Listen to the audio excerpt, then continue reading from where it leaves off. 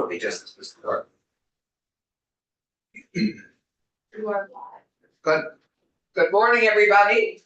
It is Pinch Punch, first of the month. No returns February 1st. And we're here in Senate Economic Development, Housing and General Affairs. I'm Allison Clarkson, Vice Chair of Senate Economic Development. Our chair is en route in after doctor's appointments. So we're going to start. We're addressing our V-Home bill, our big housing bill for this session. And we're going to begin our morning's work with the divine Mike DeRocher, who runs our Division of Fire Safety in the Department of Public Safety. And Mike, you are a huge resource for us, as you know, and we've worked closely with you for a number of years on many different issues. But today we're going to chat initially about section 2, which is section 2 at the moment of our bill, which is the building code study. As people may recall, we have done a building energy code study work this summer.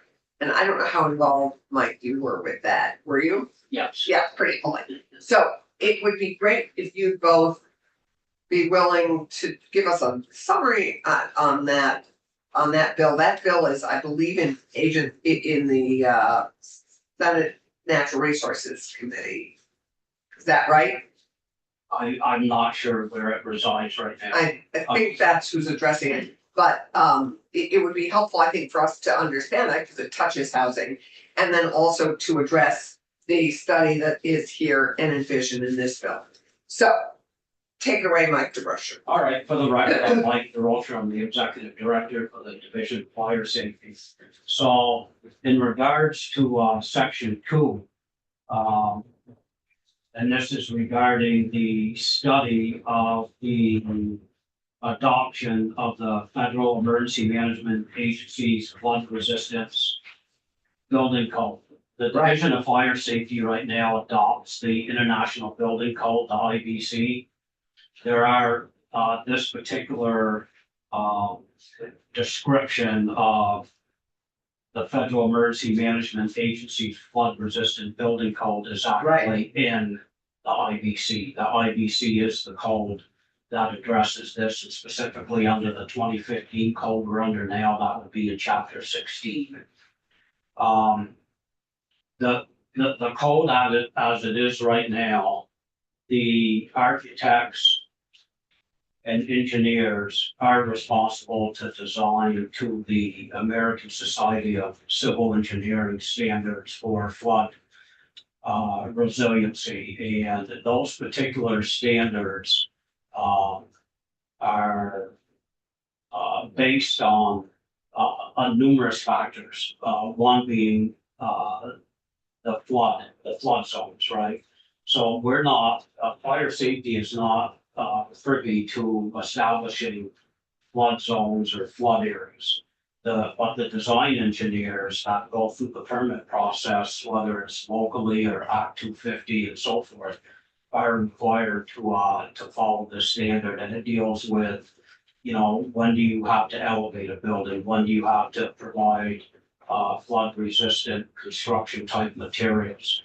The Division of Fire Safety, to be transparent, does not have a lot of expertise in this area, so we rely on design professionals. So that's just a brief summary. The standards already exist. So the standards exist, and if you're an engineer, you currently have to build to the standard. The challenge I think we're facing is that the FEMA flood maps have not yet been updated. They're in the process of being updated, but they haven't been updated. Is that correct? So how that communication gets relayed between FEMA and the state and those agencies that are responsible for identifying and mapping out the floodplains and stuff.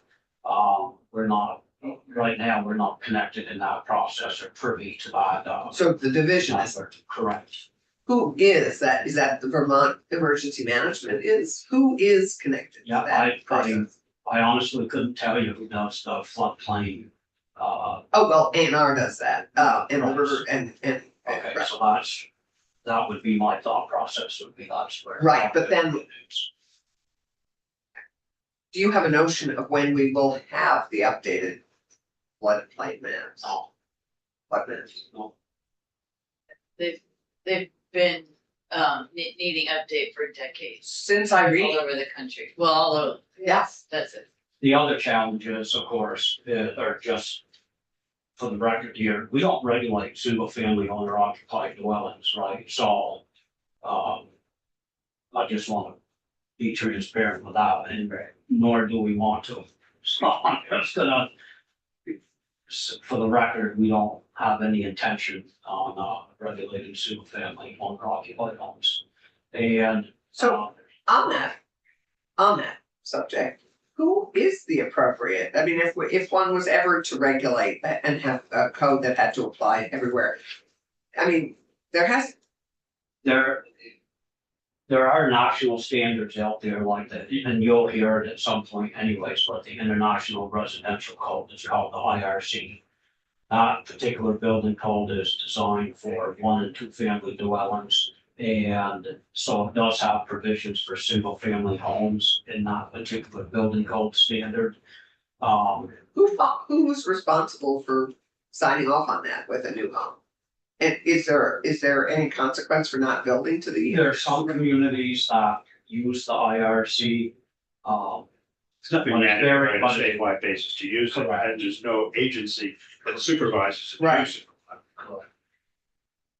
And Yeah. based on what you know about it, is it something that should be done? Or Right, is it I think something that that's we the should question. consider at all? For a variety of reasons. Right, we are in the process of going through the rulemaking process to adopt the 2021 codes. We are behind and we need to update our codes.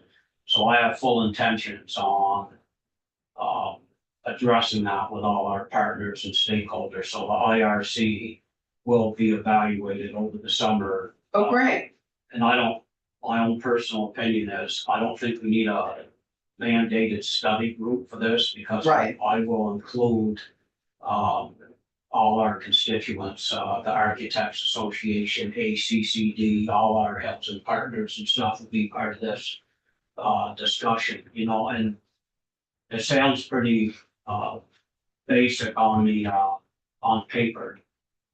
I understand that we have to have the workforce that's trained and able to meet the comprehensive requirements of the standards, right? So we have to under 26 VSA, the architectural licensing statute does exempts stamp drawings on 1 and 2 family, and I think it's up to 3 residential apartment units. So there's no architectural stamp requirement on those particular structures under 26 VSA. And that's for building standards in general, not just for all building standards. so. Can I get that straight? So I'm sorry. So no stamp requirement for 1 to 2 units, and then did you say up to? I think even 3 unit, so a triplex would be exempt also. Okay, 'cause I was going to ask if our new requirement that folks be able to have duplexes wherever they can have single family homes, if that changes what you do, but it evidently it will That not because of this. But triplexes are puzzling, because that becomes then an apartment, I mean, that becomes an apartment house. Becomes 3 units, yep. So you don't inspect and sign off on anything below 4 units? Yes, we do sign off and we require permits for 1 and 2 family dwellings, and we inspect them. So it gets inspected on the electrical side, the plumbing side, and the building side.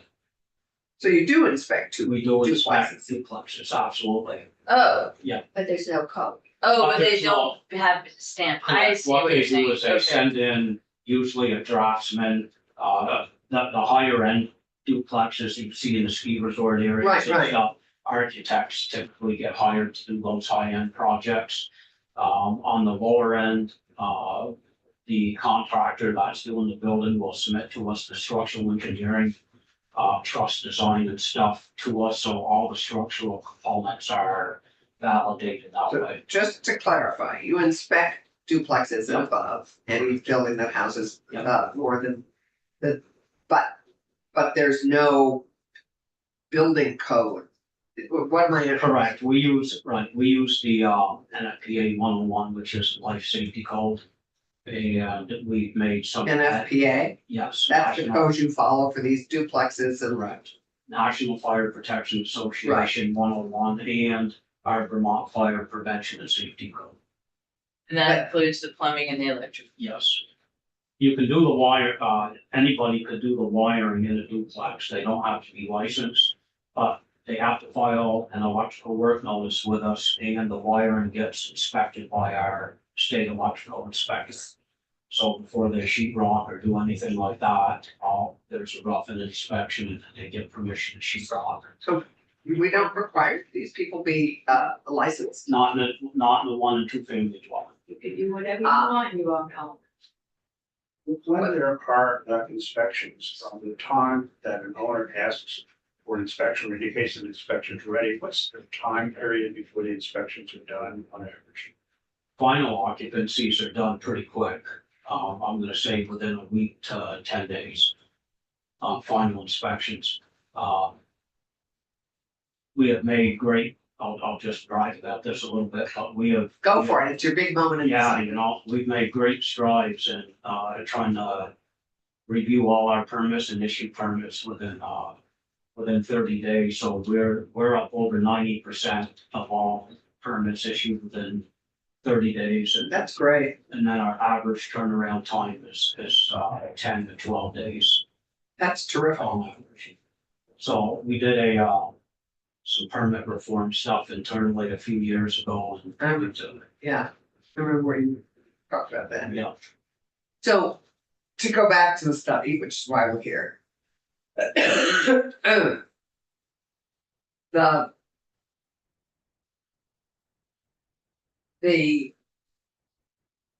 You would be, what are your feelings about, is this work? I don't think we need. You don't think this is necessary, is what I Correct. think I'm hearing you That's say. correct. What we will be doing. You'll be over doing the- this internally. Correct. And we will be, with our stakeholder group. Right, this study that we've identified here is Yeah. not necessary, you'll be doing it, and could we at least ask for a report back? I mean, do we need to do that, or are you just Yeah, gonna I do mean, that? right, we'll be going through, the whole rulemaking process with the ICAR, LCAR, public hearings, all that stuff, over this. Okay, great, And, it was part of my recommendations in the housing study report that there where we had the Architects Association, the ACCD, Vermont Contractors, a group of people. So that's gonna be done over the Right. summer. and so your expectation is to have a finished product and recommendations to us by next January? Yeah, so my goal is to hopefully have an effective date to move to the 2021 codes, late fall. Great. Oh, you mean to actually incorporate them, adopt them, have rules done So, and ready to go, so that you will have fully adopted them and your inspectors will be functioning. correct, Up to we're this. under a lot of pressure here, just so you're aware, to move to the 21 standards. Yeah, I bet, cause we're 24. Industry, right, so Yeah. our industry, our trade professionals, we really need to get on this. Yeah. We have just been, we've had no bandwidth, to jump on this, mainly because of bringing on the, Vermont, rental housing, health and safety code program, Right, and of course, the flood. well, the flood has set everybody back. So could we pivot to that a bit? So your recommendation, just to finish on section 2, is that you're gonna do it. This is not necessary in our bill. Correct. I think we're hearing you. loud and clear. You have brought on, as a result of our work in this committee and the legislature's work, you have brought on 4 or 5 new four new inspectors, which we had envisioned initially to be funded by the rental registry and the fees in that. They have to date been financed by ARPA money and by general fund. Can you tell us how the 4 are working at how is it to have them and how is statewide, because it's a complaint driven system, as we know. I assume they're fully up to speed and fully deployed, and how's it working? The effective date of the rules, that went into place was January 1st of 2024, so we've been on the ground for about a month. It took us over a year, to hire and onboard 4 inspectors, believe it or not. And, we designed a, web page to send people to. We have an online, complaint, portal where people can file complaints. We give instructions on how to do it. We encourage tenants to speak with the landlord before filing a complaint with us to try to resolve it at the lowest level, right? That's great. So, and then we have just a list of resources out there available to deal with all the things, with lead, asbestos, bed bugs, unit hoarding. So there's a whole lot of resources that are available there.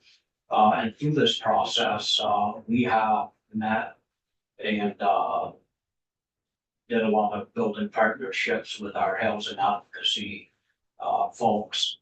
And, our vision moving forward is tenants and landlords have shared responsibility. So we're also trying to educate landlords and tenants to try to reduce the tension right now that exists out there. Yeah, well, there's always the, tension between those. the program is good. We have challenges from absentee landlords, out of state landlords, where we have like really serious stuff, deficiencies, and trying to track them down and actually trying to get them to make the repairs is not always easy. It's not a large percentage of our building inspections, but there's the 5% will take up about 99% of our time. That is not always the case. And we, so I would say that it's, we got some learning to do here. We will find out whether the 4 people we have is adequate enough. We are concerned about the volume of complaints. The demographics are much different now than they were pre-COVID when, surveys were completed with the health department and us. Right. So a lot of things have changed. Just before I go to Wendy, because Wendy's a question, what do you mean the demographics are different? Well, I think, we're receiving more complaints than what we were. But you're also educating people about the fact they can complain, and you're giving them an opportunity to drive that complaint. So this is what we wanted to So resolve something. we got some learning here. Yeah. Along the way, we got some good inspectors on the ground. They're very capable of dealing with this. We will probably open up the housing and safety rules in the future, because there's been a lot of comments made about changing it, amending them. And then the big question down the road will be, do we need the rental housing health and safety code?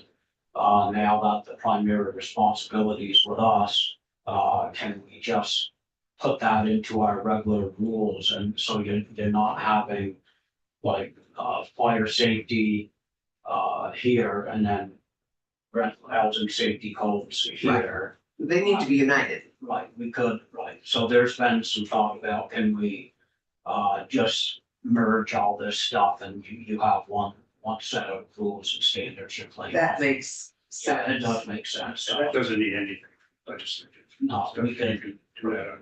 yeah, So that would be merging rental housing and, yeah, that makes, you know, yeah, that makes total sense. so we'll look at that. But right now our real pressure is the 21 codes. Great, which we're hoping to see Yeah. next session. So Wendy has a question. Yeah, a comment and a question. I think it's great that you're looking at just educating tenants and landlords, because sometimes there's just tenants will leave the windows open in the winter because it's too hot, and that can really that I've seen that lead to really horrible tensions. So with the buildings where it's a challenge to get the landlord to make the repairs, especially when there's safety issues like lead. Are the towns have some authority to make that happen? There's the health inspector authority that can be a really long process. But then there's another authority where the town can compel the landlord to do it. Does that work, or? So I'm looking at ways to Right. improve that process through the. Our goal is to build partnerships with all the local health officers. We have many relationships now that are really strong. But in these small rural areas, number one, we receive very few complaints. So we don't have that ongoing interaction with some of our local health officers. But to your point, we do work with the locals, and if we can come up with strategies, whether it's, posting what we call legally binding findings and orders in the land records, and this kind of stuff locally, we can make some progress there. But we got, to be honest, we have a ways to go on the enforcement side of this. Well, and on the education, I think I tag on to Wendy's question by asking, what's your strategy for educating the public, both for smaller rural communities? Because we designed this to actually take the burden off town health officers who were increasingly frustrated. Who were increasingly either not educated or trained to deal with some of the challenges they were facing in rental and housing issue places. So we're in the process of procuring a new database. This new database is going to have a public facing portal on it. Tenants will be able to log on to this system, and they're gonna be able to find their inspection reports right Great. online. And our hope is that we can push a lot of educational material out, because in order for this public facing portal to work, we'll have email addresses. And so we'll be able to send correspondence out through email, educational messaging and stuff out electronically, which seems to work pretty well today. And Is DPS, I mean, the Department of Public Safety has I'm sure, a communications person or team that you can use to help educate the public, because we need it's short-term, long-term rentals. We required this posting in short-term rentals, if you recall. So we need, how we educate the public, I think is a big thing. we do have a chief public education officer that resides in the Division of Fire Safety. And we have also brought on a temp employee maybe 6 months ago to help out. And these two are now working in sync under what we call community risk reduction, CRR. And community risk reduction is actually has a very large education component to it. So these two are now working on building this community risk reduction program. Some of it is actually We go door to door installing smoke detectors and single family owner occupied homes. There's all kinds of different educational events that take place. But the tenant landlord education part, that's gonna take us a little bit of time. To build this and honestly, over the years, it's been a one-on-one conversation when our fire marshals meet with the landlords. It's not all about just putting the hammer down, it is about educating them about their responsibilities and their shared responsibilities. And most of our inspections are done jointly with the building owner and the tenants are there when the fire marshal goes through. That type of education is very valuable to us. We're face to face with the people and we educate them as we go through the building. So Allison? that's Yes, Keisha. Sorry, I thought I heard a pause Oh, Mike, would you were you like, finished? you know, a question, I can't, it's hard to see you, you're in a tiny little box under live. So, Yeah, I'm almost Okay. there, but what I'm hearing is that it would be valuable to have up-to-date annual information about landlords, to be able to execute this well. So I was just wondering, Mike, if we do ask for more information from landlords that's facing inward, that's private, but accessible to government agencies, then what fields would be helpful to you to be able Right. to do your work? And I would love for someone to mention the situation with Nicole Malone in Moortown and see if Mike has any ability to Yes. do something. you know, great minds are thinking alike, she is coming through and we, good question, we had just to go to that last point of Keisha's, we have we would love to have you take a special visit to, and we will direct her to your website, because if you could send Magali your webpage, and we will direct this person to it. But we've had a very compelling witness from Moortown who has single-handedly tried to get a totally dilapidated, non-code compliant mess of a housing building. I think it has 4 or 5 units in it. The landlord refuses to do anything. He's been cited by the select board. He's Decided by the court. He's been cited by the court. It's a mess and nothing has been done. And they are living in fear and they are living with no electricity some days, no hot water some days. It's a mess. And we will put you in touch with her and see if we can do something about it. that sounds perfect to me. Yeah, well, it's a ripe opportunity, but, we are, and you have worked closely with the rental registry work and with Sarah Carpenter. I think you work closely with Angela Zakowski at the Landlords Association. So I assume you're working with the Landlords Association on some of this tenant landlord education piece. Right, we have been, during the whole entire, process and through all the rental housing advisory group, Yes, committee meetings and stuff like that, we're very, active. In fact, fire safety was not a member of that, committee, but I attended every. yes, I know you have, yeah. So, we just, instituted this program January 1st, so we've got a lot to learn. Yeah, it sounds like you're already learning a lot. It is There's a huge need. I think it sadly, really is. what we anticipated and what you now know is the It's need been a is very huge. heavy lift, for us amidst everything else that's, that we're being, charged with here, so.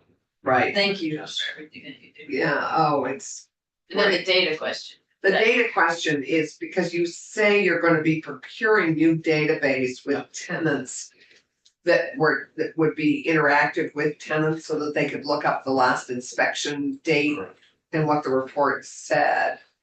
We'd love to sync that as we go forward into talking about the landlord certificate and a possible rental housing, the registry, how that all interfaces. So that would be who has eyes on it, how it can be useful, we would love to have you probably back and discuss that further. Or have you think further about that. Is that fair, Keisha? Keisha there. I don't know, she may be walking. And I think she was asking what fields, what data Yeah, you in particular would appreciate us to find too, The, right? part of this new system will allow us to, when somebody submits a permit application, it'll put them in direct contact with the planning reviewer. The planning reviewer will be able to anticipate the turnaround time. And so it'll just be a public facing portal that will be provide some more transparency to the users. And we have not selected a vendor yet. We're getting close. But there are a lot of other enhancements that deal with our business flow. That will occur, allowing us to take photographs and make those part of the inspection report. There's just a list of. wow, it's amazing what is possible. So, Thank you, thank you. yeah, I'm not sure I can use that question honestly, but Yeah. as far as what additional information we would need, because we hope that this system will do us justice here at the end of the day. Right. Okay, great. Thank you. More to follow. Right. And any other thoughts you want to share with us as we go through this work? Is there anything we can do further to help you other than continue to resource you in adequate ways? We'll know more next January about what you may need another inspector if. Correct. We will have I will have a very, very thorough understanding of the implications of this program.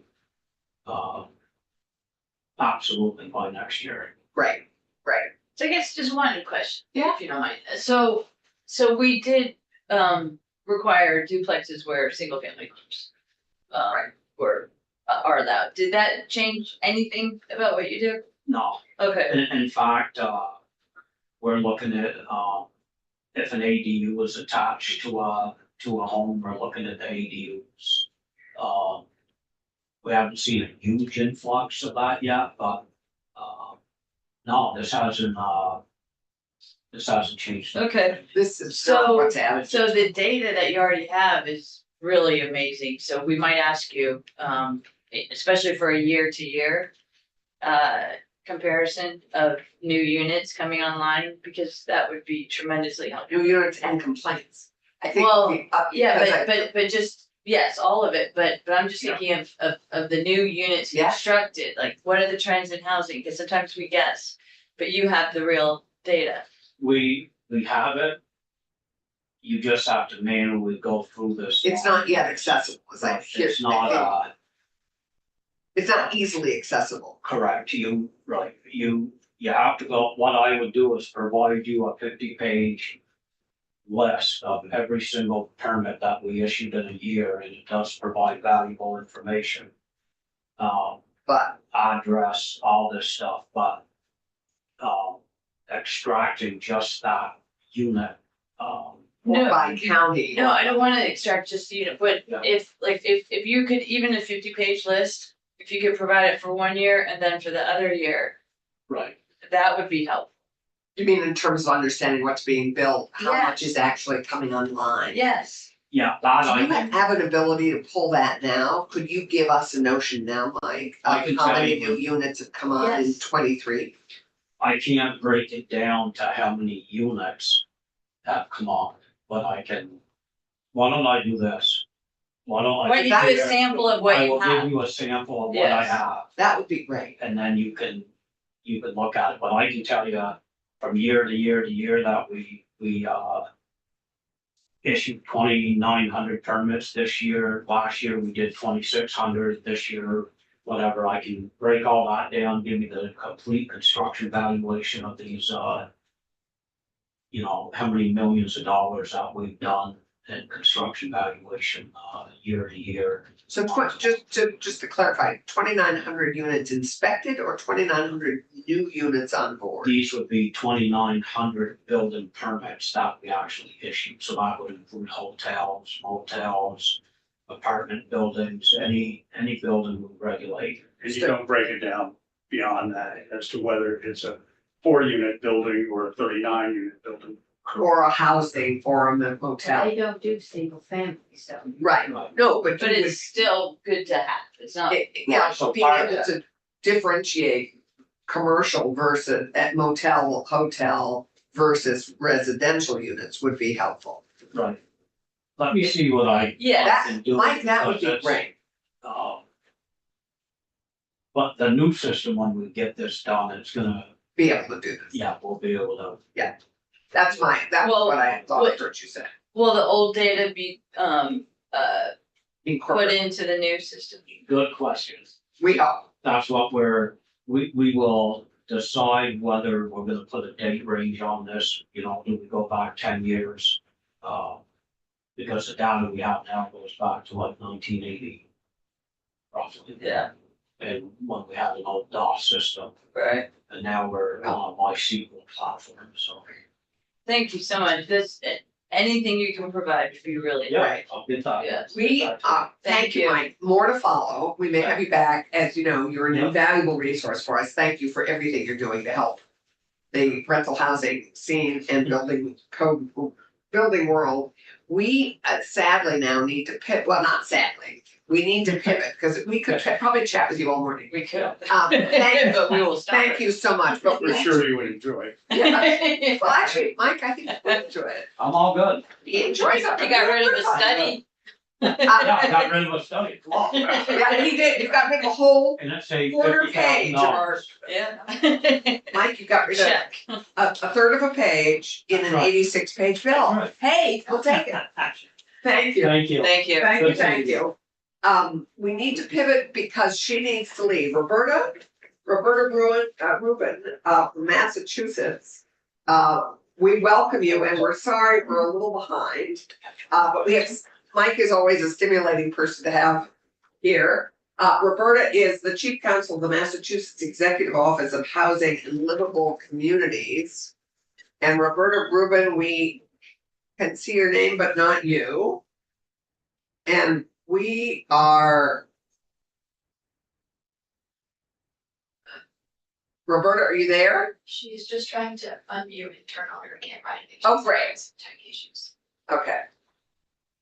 Madam Chair, can I just mention one thing? The building code study was going to be just to find out the rate of adoption, and we were going to ask BLCT about that. So we might just want. We're next asking to. Okay.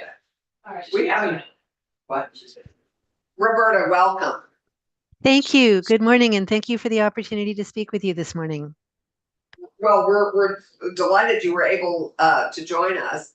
And we are the Senate Economic Development, Housing and General Affairs Committee for the state of Vermont in the Senate. And there are 5 of us. One of us is participating remotely because she is coming back from a doctor's appointment. So there are 4 of us here eager to hear what you have to tell us about the Massachusetts Board of Appeals. So the appeals boards for Bond. Oh, right, the appeals bonds. I'm sorry, totally. Trying to pivot from housing inspections to appeals bonds. Would you be Sure. kind of? We are interested and have spent some time in this committee looking at how people appealing permits and land use issues in this state, how we encourage them, and at a certain point, we haven't figured that sugar out yet, have more sort of skin in the game. And you have adopted an appeals bond, and we're just curious to understand how it works and what you're doing to improve it. Because I understand you also have had some issues with it, and we're just eager to hear how it works, how it got set up, how long it's been functioning, the whole 9 yards. Absolutely. Delighted to speak to that. And to the extent there's any additional time, I also had some, information I'm happy to share about some other things that we've been doing in Massachusetts around zoning and other things to increase housing production. Just a couple of quick words on my own background and experience. I've been general counsel to our state's housing agency since 2015. I previously worked as an attorney in the field of affordable housing since 1987, both in private practice and as in-house counsel to a national affordable housing nonprofit. I've worked on all aspects of affordable housing development, including zoning work, and also taught housing policy and housing finance at Tufts graduate program and Northeastern Law School. So this is an area I've been very engaged in for a long time. Our agency operates more than 100 different programs, many of which relate to land use and zoning. You may be familiar with our 40B program. This is a statute that allows local zoning boards to issue a comprehensive permit addressing all local permitting requirements with the ability to waive local requirements based on local and regional needs, and establishes a housing appeals committee that has the authority to hear appeals from developers who requested a comprehensive permit but were turned down or subject to conditions that make development uneconomic. We also oversee a smart growth zoning program that provides monetary benefits for municipalities that zone for density near transit or commercial centers with an affordable component. And more recently, in 2021, the legislature adopted a new statutory requirement that most communities, generally in eastern Massachusetts with certain transit access, have at least one district of reasonable size in which multifamily housing is permitted as of right at a density of at least 15 units per acre. And that's, we're very engaged in that. But focusing first on housing appeal bonds. So as part of the 2021 reform bill, we adopted an amendment to our Zoning Enabling Act, which covers all municipalities other than Boston, which has its own Zoning Enabling Act. So any person aggrieved by a decision of a zoning board or special permit granting authority has the right under our zoning laws to appeal the decision in court. And as I'm sure you're aware, that often means that even if the local authorities are willing to grant the zoning approval, the opponents can stop the project in its tracks through the appeals process. So the amendment to the law that was adopted in 2021 authorized the courts to require a plaintiff appealing a decision to approve a special permit or variance or site plan to post a surety or a cash bond in an amount of up to $50,000 to secure the payment of costs if the courts find that the harm to the defendant or to the public interest resulting from the delays caused by the appeal outweigh the financial burden of the surety or cash bond on the plaintiffs. And the courts have to consider the relative merits of the appeal and the relative financial means of the plaintiff and the defendant. This has been tested in the courts, and there's a decision by our Supreme Judicial Court that I didn't look up the site this morning, but I will send that to you. The court expressly held that this applies to comprehensive permits that are issued under Chapter 40B to promote low and moderate income housing, and upheld the general validity of the bond requirements. So that was a win. But it also narrowed the benefit. The decision concluded that the costs that can be recovered under the bond provision do not include either attorney's fees or delay damages, as those are not expressly referenced in the statute. So in light of that decision, I would recommend, and of course I should have stated at the beginning, given that I am a representative of a public agency, that the statements that I'm making here are my own personal statements and do not necessarily reflect those of the agency. But I would personally recommend that any bond provision that you are considering should include both attorney's fees and delay damages, as those are key elements of the excess costs that property owners would suffer. But apologies, did you have a question or? No, we were sort of murmuring agreement. Well, did you, I was getting tater tots. Hello, my name's Keisha, I chair the committee. It's the delay damages seems speculative. How, have you contemplated if you make that change in Massachusetts, how to set it at a point where there is real damages to articulate? I think that that could be laid out in regulations or guidance. It is possible to quantify delay damages in some respects. For example, if a party has acquired land with an acquisition loan, or they have a pre-development loan that is interest only, and now this project is delayed for an extra year, that's an extra year of interest only. There are carrying costs for property. Delay damages, I think if you looked at the impact that we've seen on developers of changes in interest rates, where if a project had been financed 2 years ago, they would have gotten one interest rate. And if it's being financed now, they're paying a higher interest rate. You can look at what the impacts are on construction costs, and you can track what has happened in the construction industry. So while it is somewhat speculative, I think that's where the courts would get involved and would have to use their fact-finding power to assess whether particular damages have been proven or are too speculative for them to award. Did you already ask if it's a two-sided appeal? No, we have just begun, and so past that, I think we have a bunch of questions. All of us are quite curious about this, and I think one of the questions I have is, does this appeal bond, is there, just as we look at access to justice, and we don't want to limit people's ability to appeal, on the other hand, we also want them to be invested in the appeal, because frivolous appeals are exhausting us all. Yes. And spending way for yeah, anyway. My question is there an ability to appeal once without the appeal bond, or is this triggered right away? Or It is triggered right away, but it is discretionary by the court. So the court could choose not to award an appeal bond, and the court has to consider the relative merits of the appeal. So I think if a court looks at the appeal and says there's some legs here, there are some legitimate issues here, that they could choose not to award an appeal bond. Okay, so the court's deciding when they apply the appeal bond. That's right. What the standard would be for awarding it is also something that that you might want to consider. This court case that I mentioned, which was a decision by our Supreme Judicial Court, which is the highest Massachusetts court, found that as a condition of imposing the bond, the court must make a preliminary determination that the appeal appears so devoid of merit as to support an ultimate determination of bad faith or malice. That's an extraordinarily high standard.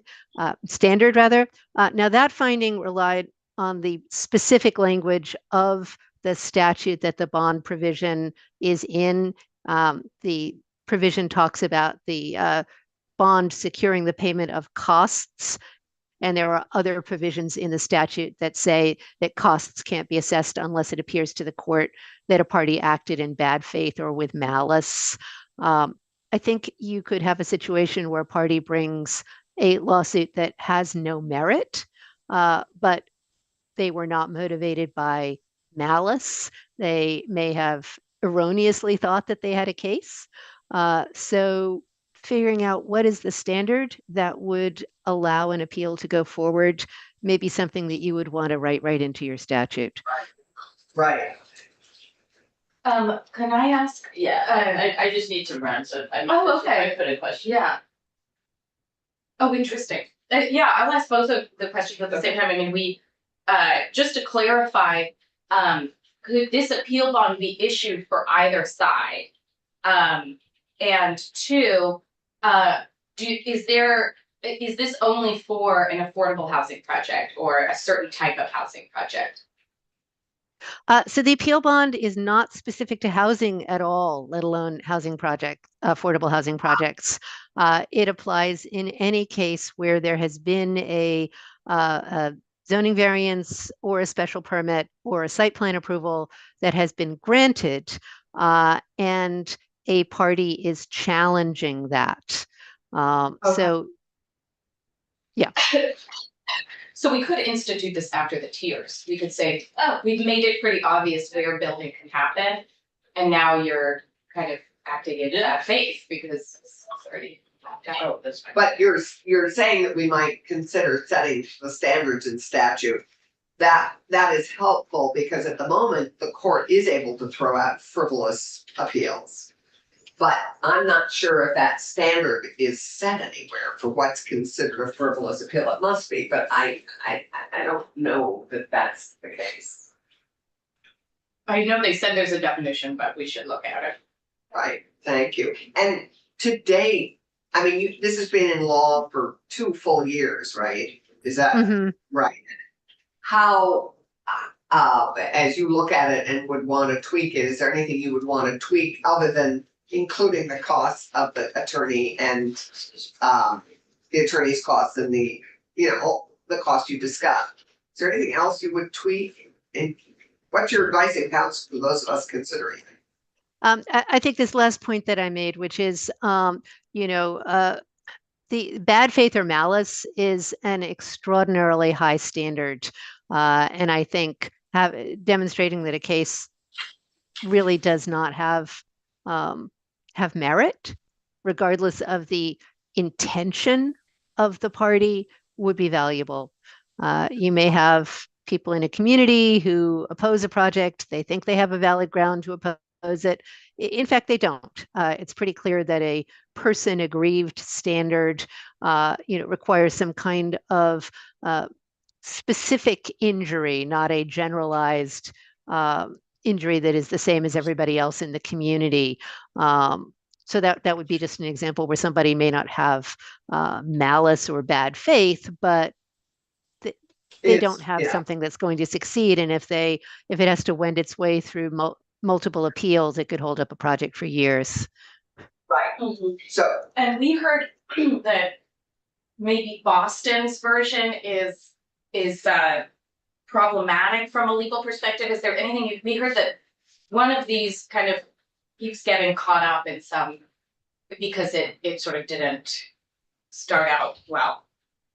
I'm less familiar with Boston's. I'd be happy to look into it and see if I could send you some information, but it's the version that applied to our state enabling act that I've worked on personally.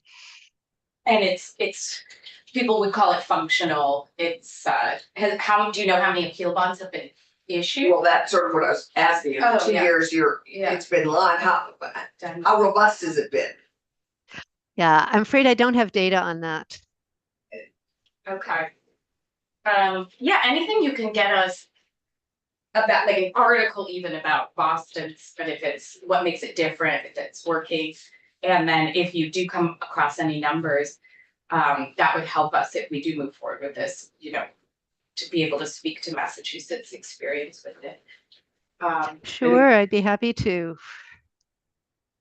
And then you also said you had some thoughts about other zoning and regulation issues, right? Did you say you had some additional thoughts? I did. I have just a couple of minutes, unfortunately, the way the timing worked, but I'll just mention a couple of things that we've been working on. So in our 2021 zoning reform legislation, one of the things that we addressed was eliminating supermajority vote requirements for housing-friendly zoning. I don't recall what Vermont's standard is, but in Massachusetts, communities that want to change their zoning need a 2/3 vote of their governing body, where it's a town meeting form of government. As you can imagine, that's a pretty high bar. We've had housing-friendly zoning that failed with a 63% favorable vote. So that has been a, sorry? That is, I don't believe, an issue in Vermont. You're lucky. I think another piece is cities and towns that have access to transit in Eastern Massachusetts have to have at least one district of reasonable size where multifamily housing is allowed as of right. In our new proposal, we're adding to that as of right ADUs. across the state. And just being able to do as of right, it speeds up development, it eliminates lengthy hearings on variances and special permits, and of course, eliminates delays due to legal challenges. So thinking about anything that you can do to create as of right zoning, I think will be tremendously valuable. One other thing we're doing is to make it easier for state and other public agencies to dispose of publicly owned land to spur housing production. We're also establishing an Unlocking Housing Production Commission because we recognize that zoning isn't the only thing that gets in the way. There are other regulatory barriers at both the state and local level. So we're hoping to go further. We're chipping away at it incrementally. Which is great. I think that's the great Nancy Pelosi, change incrementalism. Which is a great quote about it. Do you have time for one more question? Sure. Okay. Do you have any sense as to whether or not appeal bonds discourage legitimate appeals? What do appeal bonds cost? And how do you deal with appellants who are indigent? That's a great question. So in our particular statute, the courts have discretion to consider the relative financial means of both the plaintiff and the defendant. So I would imagine that a court would be very reluctant to impose a significant appeal bond for an indigent defendant or even a moderate income defendant. Frankly, where we see a lot of NIMBY lawsuits are in affluent communities. We landed on a $50,000 cap with court discretion to consider the party's financial position. In my opinion, 50,000 even is unlikely to deter well-funded opponents, particularly in an affluent community where several opponents could pool their resources. But we had landed on that number as being, probably on balance appropriate given the desire not to impede access to justice. But the court discretion is what is designed to protect the rights of lower income folks to access the courts. Okay. Well, thank you, Roberta, so much for your respect to your time. And you have at least an email to be in touch with us that we really And she's gonna stay in touch. she's gonna kindly send us a few things. Yes, yeah. Absolutely. Thank you for the opportunity to speak with you this morning. Yeah, Massachusetts is lucky to have you. Why, thank you. Bye-bye. So we probably have about 15 minutes for each witness. I know A&R has two of those witnesses, but Ted couldn't come back to you. Okay, meaning now. Yeah, Ted was ready to tee up Ted. Hi, Ted. Good morning. Good morning. Sorry, but we could have gone on for a long time with my. Yes, picture. I saw him in the cafeteria. Oh, good. You have it back. I brought you glasses for the eclipse. Oh, thank you. I know, because I just ordered some, but I know that they gave them to us for free upstairs. Nice. Hi, Ted. So could we go right into question? Sure, that sounds Okay. fair. I didn't know if you had any. I have some written stuff, but I can just submit it for the record. Okay, So great. let's talk. Yeah, Okay. well, great. I can roll. We know You that. do you want to share any highlights? No. Okay, great, perfect. I appreciate it. So I don't know if we're probably going to take a look at concurrent permitting and collateral permits being more dispositive if possible. We're looking again at the wastewater, deduplication. Any comments on the sort of A&R permits versus local permits? In general, I think what we have found is that, the holdup and the delay in the projects, especially, there's been a lot of talk about like Putney and Woodstock in the last couple of weeks. 10 years. Yeah, those are examples where the towns generally bend over backwards to make those things happen, change their town plan, make development friendly policies, and the appeals were where it gets stuck up. So absolutely, I think we're in favor of finding some efficiencies in the appeals process and on the municipal side, the number of people that can appeal, And the provision in here, changing it from 10 people to 10% seems like, a possible way to find some of those efficiencies. The concept of where things are appealed, for municipal permits right now, municipalities actually don't think that the court's doing a bad job coming to good decisions. It's just taking a long time.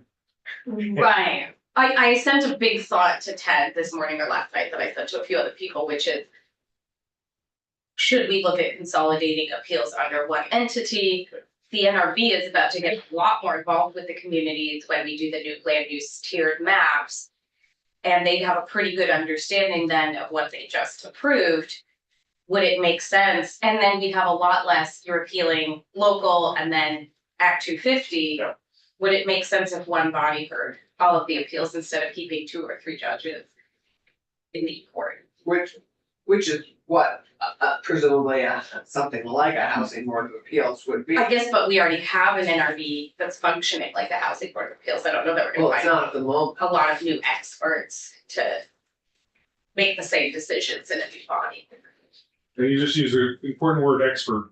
Yeah, I think that's the Yes. difference right now. Right? Professional and Right. expertise. Yeah, the right. court Housing has expert. people who are, in fact, rather skilled in this profession. And Mhm. the appointment process for the NRB and whatever it looks like in the Mm. future, no idea what qualification you Mhm. actually end up with. Mhm. And so that's a little, makes you nervous, but I think there's some opportunity there. So however it gets structured, Interesting. That's a very just point. need to have, Expertise and professionalism. Yeah. I think that's key, and I think that is what was missing before with the, what was it? E-board, right? In the NRB. Yeah, we just have such a short time. You can't get too philosophical, but I didn't think that was philosophical. what are the elements of appeals though? I want to just answer the question. Yes. I know Okay. What are the elements of appeals? No, what are the elements were you hoping that I had some insights on about which processes? Because you mentioned A&R. I don't think we're, seeing like there's a problem in the A&R appeals process. Yeah. No, I think you answered it. I just, just wanted to also give you information to take back, which my next kind of comment question was gonna be, I think we're leaning heavily away from keeping the municipal delegation section because all the other stakeholders are saying, that's gonna take us a year. This functional equivalency is a high bar that maybe only Burlington or a couple communities can meet. And that would take time away from us doing these new land use maps. Yeah. So I don't know if you want to fight for the municipal delegation piece, but we're hearing a lot of negativity and we're not hearing a community like Ford say we need this. Yeah, I think we're looking at a lot of interim exemptions. I'm an optimist that thinks this building and the administration can get to where we're all trying to get to. Yeah, However, if it doesn't, Sure. municipal delegation might be the right. only life raft to grab onto Yeah, in 2 to 3 years. And so to throw it aside, I know Burlington feels strongly that they'd like to see this. Right. If they haven't expressed that, thank you for, I think after today they will. Yeah. And I know that South Burlington and Winooski, which were really involved in building that proposal, Yeah. are very interested. yeah, And during that process, we did hear from places like Springfield and Brattleboro that said, boy, this is something we look at. Yes. yeah, So I don't wanna, yes, I understand what you're saying. If we find a way to exempt yes, all of Right. Burlington, Right. because it's a tier 1, yeah, then the need for the municipal delegation may in fact not be there. yeah, I'm an optimist, but I'm skeptical that we're gonna get there. If you only exempt the marketplace Mhm, Right. mhm. from Act 250, the rest of Burlington Sure, might need something in addition. yeah. Right. So, To that, I don't know that we're ready to talk the details today, but it would be good either, just informally staying in touch with you. We're hoping to vote this out next Friday. We're looking at interim exemptions. I don't think they'll satisfy Burlington, but there's a buffer around the designated areas that would help. And we have the CCRPC and others really contemplating the timeline, that if we just said, okay, these exemptions are here until the maps are done, you know, that's one thing, but if we said in a year, you have to have, you know, done your first draft of your new tiered land use maps. The NRB has, you know, the RPC has a year to like shore them up in their region or whatever and make any adjustments with the community. There's another year for NRB approval. I mean, I'm anticipating 3 years, but we're looking at maybe setting some deadlines within that 3 years. Does that sound appropriate? Sounds more than appropriate. I really appreciated, you know, the concepts I've seen and read about the designated centers, in a half mile out, things like that. Those are good places for interim Right? Yeah. interventions. So, well, our big question is, what's the carrot? If you, from a town's point of view, what carrot could we be providing to try and get this mapping work done in a 2-year frame? Because it's gonna need, I mean, the RPCs, there's already a lot of work, every town has planned, you know, there are lots of work to base this mapping work on. But for us to finish this work on the tiers and on the designations and on the mapping, we're gonna need the mapping work finished. So what incentives do you think towns would matter to towns to really spur them on to action and to complete that work? I wish I had a good answer there because the reality is, right, a third or more of our towns, it's not about incentives, it's about capacity. Yeah. So I don't think offering them money, offering them penalties, offering them anything is going to get them to the table. I look at like the ERAP program right now for the local match Yeah. or the disaster. And like half of our towns haven't implemented in 10 years what they need to do to get an increased match from the state. And it's not because they don't want to, it's not because they're against the FEMA flood program. They don't have the capacity to do it. The RPCs are doing a great job taking them off one by one. Right. So I hate to say this, but 2 years is ambitious. There's going to be stragglers at the RPCs and the state are gonna have to drag to the table, not because they're reluctant to participate, because they don't have somebody to do it. The 3-person select board, the planning commission, they can't find a quorum, put out the list. So, can I just follow up on that? I mean, I know Katie Buckley brought on to help with capacity on the infrastructure stuff. I mean, that's my vague understanding of what Katie's work is. And then educating towns about what's possible and how you can help. How does VLCT actually help? I know what RPCs are doing, but what do you guys do to actually do more of that capacity, not only just capacity building, but capacity enabling Yeah. smaller towns? Yeah, well, the big thing is by giving somebody a resource to call and talk about like operational stuff. Talk about budgets, talk about the project development cycle. Talk about state resources, and to bring somebody to the table who has a couple of decades experience doing that. As opposed to the RPC planning process, the RPC grant writing process, like you need to really know what you're doing, even to get to that process, right? And so I use the term ideation. Katie does a lot of ideation with people. She does a lot of hand holding to bring just different resources and really provide that relationship. The other thing we're doing is providing a central statewide resource that has, you know, we took all of the federal guidebooks, the thousands of pages, and turned it into a simple Vermont guidebook. Like here are the programs, the federal programs and the bipartisan infrastructure law, the Inflation Reduction Act, and we put them, so these are the ones that actually apply to Vermont. So you don't need to be a 500,000 person town to apply for it. And so that's kind of the bigger picture stuff. And then there's some coordinating in the MTAC program that Katie's doing. I think you've heard about that this week, the other role. And providing that coordination amongst the RPCs and with the RPCs, with the community to do some marketing to the towns so that we are, I'd like to think we're pretty good at having an authentic relationship with these towns, because we answer 4,000 legal inquiries from every town saying, hey, how do I do this? That we have this relationship that's different. And so it's like marketing, right? You need to hit them in 7 or 8 different spots in order for them to hear and get the message. There are 2 places in the bill where I want to make sure we ask your thoughts, so we probably have another few minutes. Threshold for appeals. from 10 people to 10%. Thoughts? Yep, seems like a good start. Mhm. Last year, we supported changing this or eliminating it, period. So if you can't eliminate the 10-person, any interested 10 people, increasing the threshold makes sense to us. Mhm. Okay. I guess it doesn't help if I tell you the page number, but. I've got it here. Oh, good, Yeah. okay, so section 17. Yeah. I wrote you all down because we were having a spirited discussion on, Whether Page there's- 18 or 19. it's page 19, yeah. A spirited discussion about whether there is some other language that we could include that we just, as Senator Cummings raised, doubt communities can, look at everything in 60 days or be told it's approved otherwise. But I am aware of communities that really use that timeline to make seasons go by, to approve minutes one meeting and then say we're gonna do this the next meeting.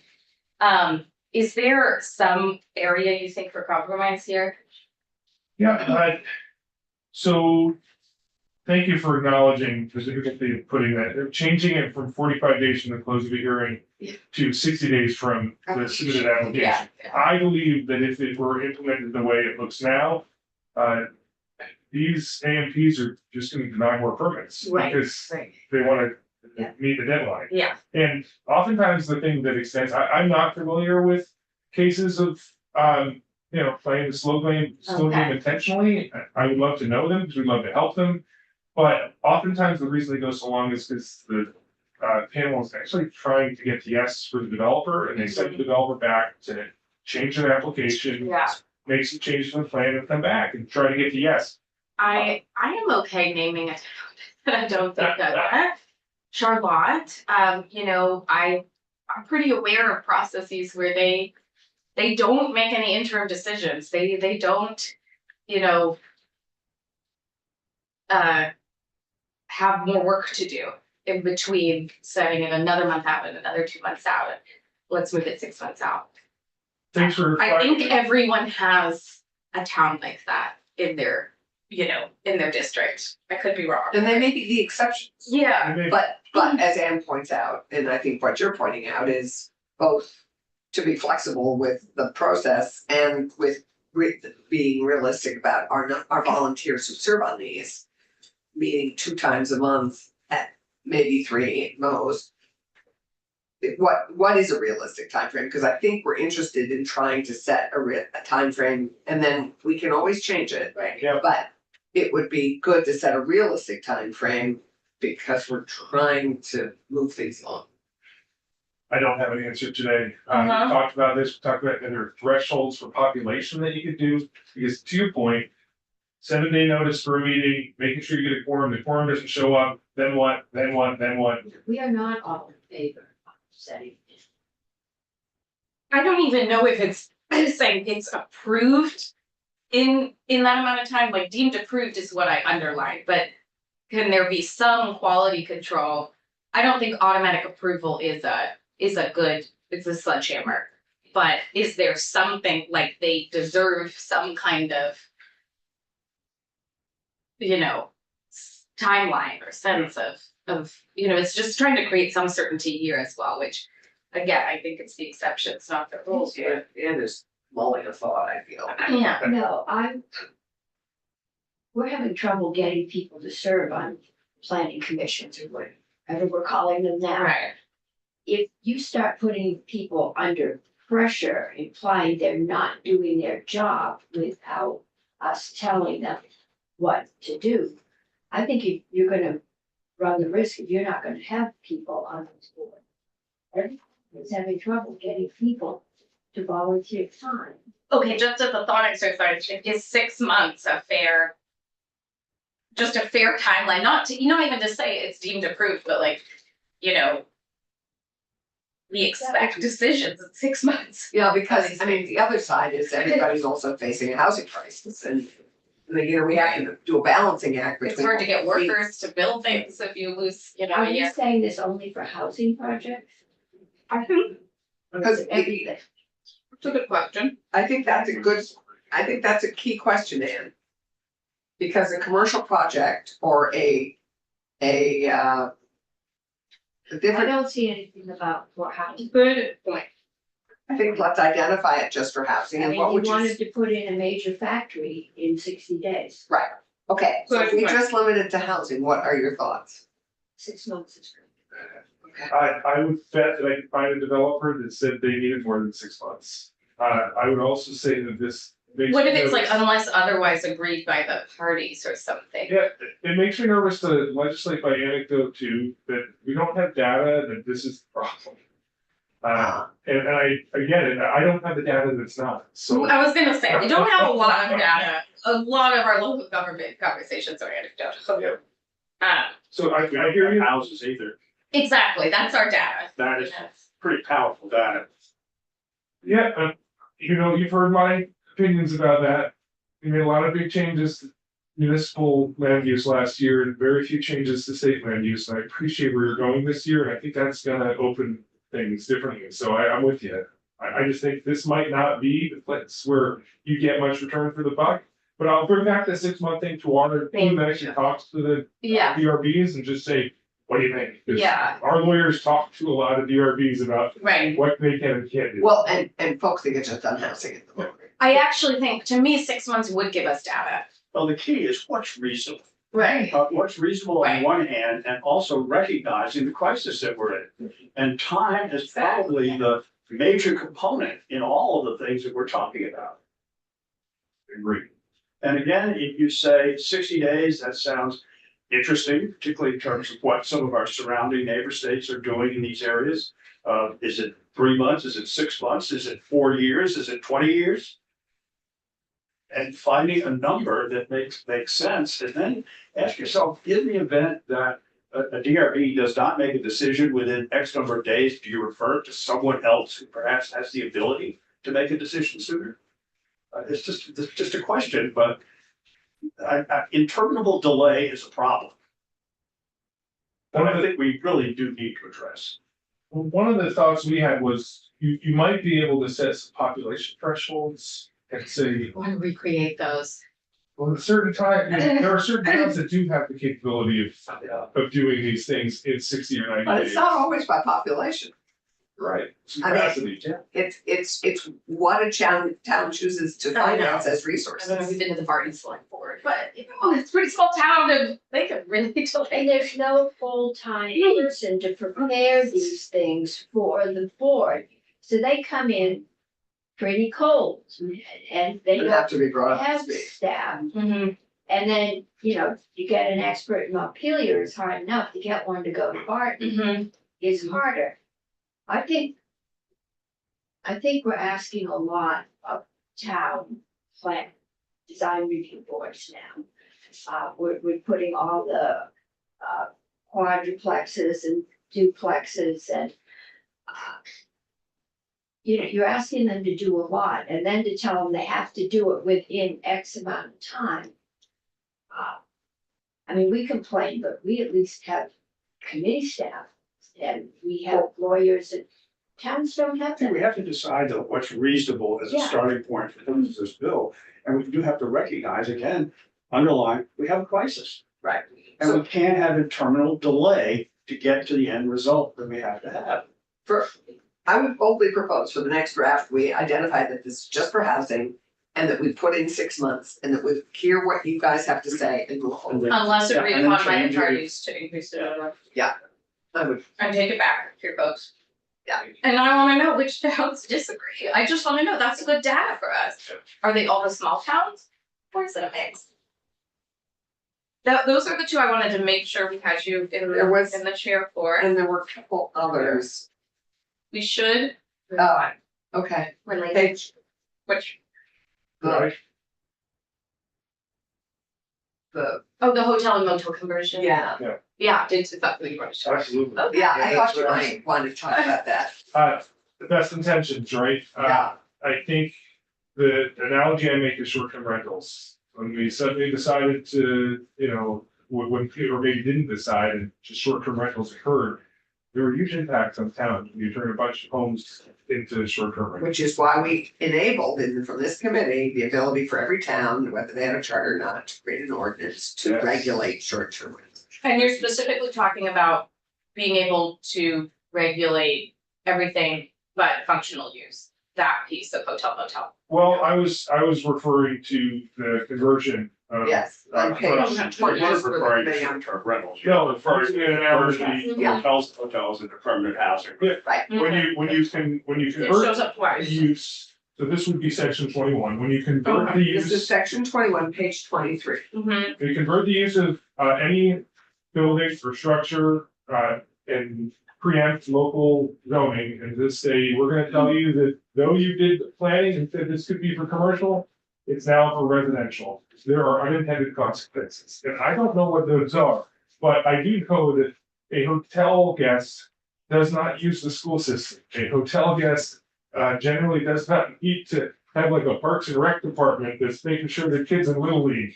You know, a hotel guest, you Transportation. yes, transit, they might use a different amount of water and wastewater. All of these things result in actual impacts to a town. So I don't know what the unintended consequences here are. And then listen, we're not housing developers, we're not housing providers. But I thought a few years ago, we moved away from building massive low income projects. We tried to create mixed income housing developments, and we're trying to create communities where people have, you know, equitable access, and environmental justice issues for the hotels. Just to be clear, and this, I was curious about this too, but permanently affordable housing is defined as 20% perpetual. Yep. So it's, I mean, it's not, it can be a range, right? It's not just. Absolutely. But I think your point is well taken, that there may be, there would be unintended consequences, and there are big impacts or different impacts on towns. How do we, and I think there's some big thoughts on what to do with hotels and motels, both in the House and in the Senate. I can't imagine your members would be united on this, only in the sense that we're looking at a state policy choice about how to take people who are in motels right now and keep them housed instead of put them back on the streets. And when we did some might call smaller, modest release of folks, you had your population centers really feel that and feel frustration. So we have competing policy interests here in making it easy to convert motels and hotels that are already housing these folks. Not trying to figure out a new place for them to go, that will take a long time. But and Now, I just have a question. My day, there were impact fees, and there was a parking impact fee and a school impact fee and a recreation impact fee. I assume, because I don't remember removing them, that those still exist. They do, there's certain authorizations in statute what towns can assess. I don't know conversion impact fees. I don't know going from a hotel to a. But you could probably do You a could. school impact fee, Right, a parking. I mean, towns could recoup some right. money. And to be fair, they are gonna get a per pupil amount for that student. There'd be a lag maybe, but yeah, I mean, look at, there's nothing in here that would limit the local assessment of a fee about 40. Through the conversion, yeah. through the conversion, or just, this is the section where you can't limit use. You could Yep. set a lot of other conditions, but you can't limit its functional use. Sorry, in section 21, I thought it was just basically saying you have to allow the conversion, period. I think that is what it's saying. Well, I mean, It's sort of like what we, it doesn't, I mean, it's a conversion, but it's, but the whole section is saying you can't limit that conversion from happening. What, You can, are we talking motels here, or are we talking? Because it says can only regulate respect to location, size, height, Yes. building, bulk. Well, that's already there in a motel. that's been built, exactly. right, been that's built. because they. But proved noise, basically you can't use traffic to say you can't. Well, actually, you No, can't. they can't. No, they It's already can't. That's there. what it is. They can use all kinds of things like traffic, density, Lighting. etc. Noise. They just can't say, we don't want this here because its use is as a motel term to permit housing. They can still regulate a lot of the other components of that. I just wanna make sure we're all on the same page, that that's what this whole section does. And you may have comment on institutions that are privately held but serve a public function. I do have opinions on that, and it's just, again, unintended consequences. Mhm. I think, I don't wanna last year you added the emergency shelters to this provision, I believe. Right, correct. This year you're adding hotels and motels. You're basically saying, okay, you go through a lot of planning. We do a lot of effort to make town plans, we do a lot of effort to create local zoning. Create commercial zones, we create residential zones, and now we're saying, sorry. All that effort's for nothing. There should be residential development in your commercial I zone. mean, we had a headline shortly after passage of the Home Act that said, because of a new law, St. Johnsbury will have a shelter for the first time. I hate to keep naming names, but that makes a difference to a lot of people who functionally didn't have a shelter before that was accessible to the downtown or services. So we are balancing a lot of considerations, and don't think when it comes to the hotel motel piece, your members are there are a lot of unintended consequences of making it difficult to make those conversions happen right now. That will impact towns. Appreciate that. I don't think I need to restate the position, but I hear what you're saying. But we're pushing for density. But at some point, density breeds issues. We saw that in ghettoizing people of color and putting up big buildings. This is Vermont. Depending on where the motel is, and if it's full of formerly homeless people, the town has got to have the ability to serve the needs of those people. Not all towns are the same, and I guess there's a they thin have line the ability. between discriminating and being wanting to not have issues come up that wouldn't serve anybody's best interest. Right. I think we'll have to move on, but I mean, let's keep in touch about this piece.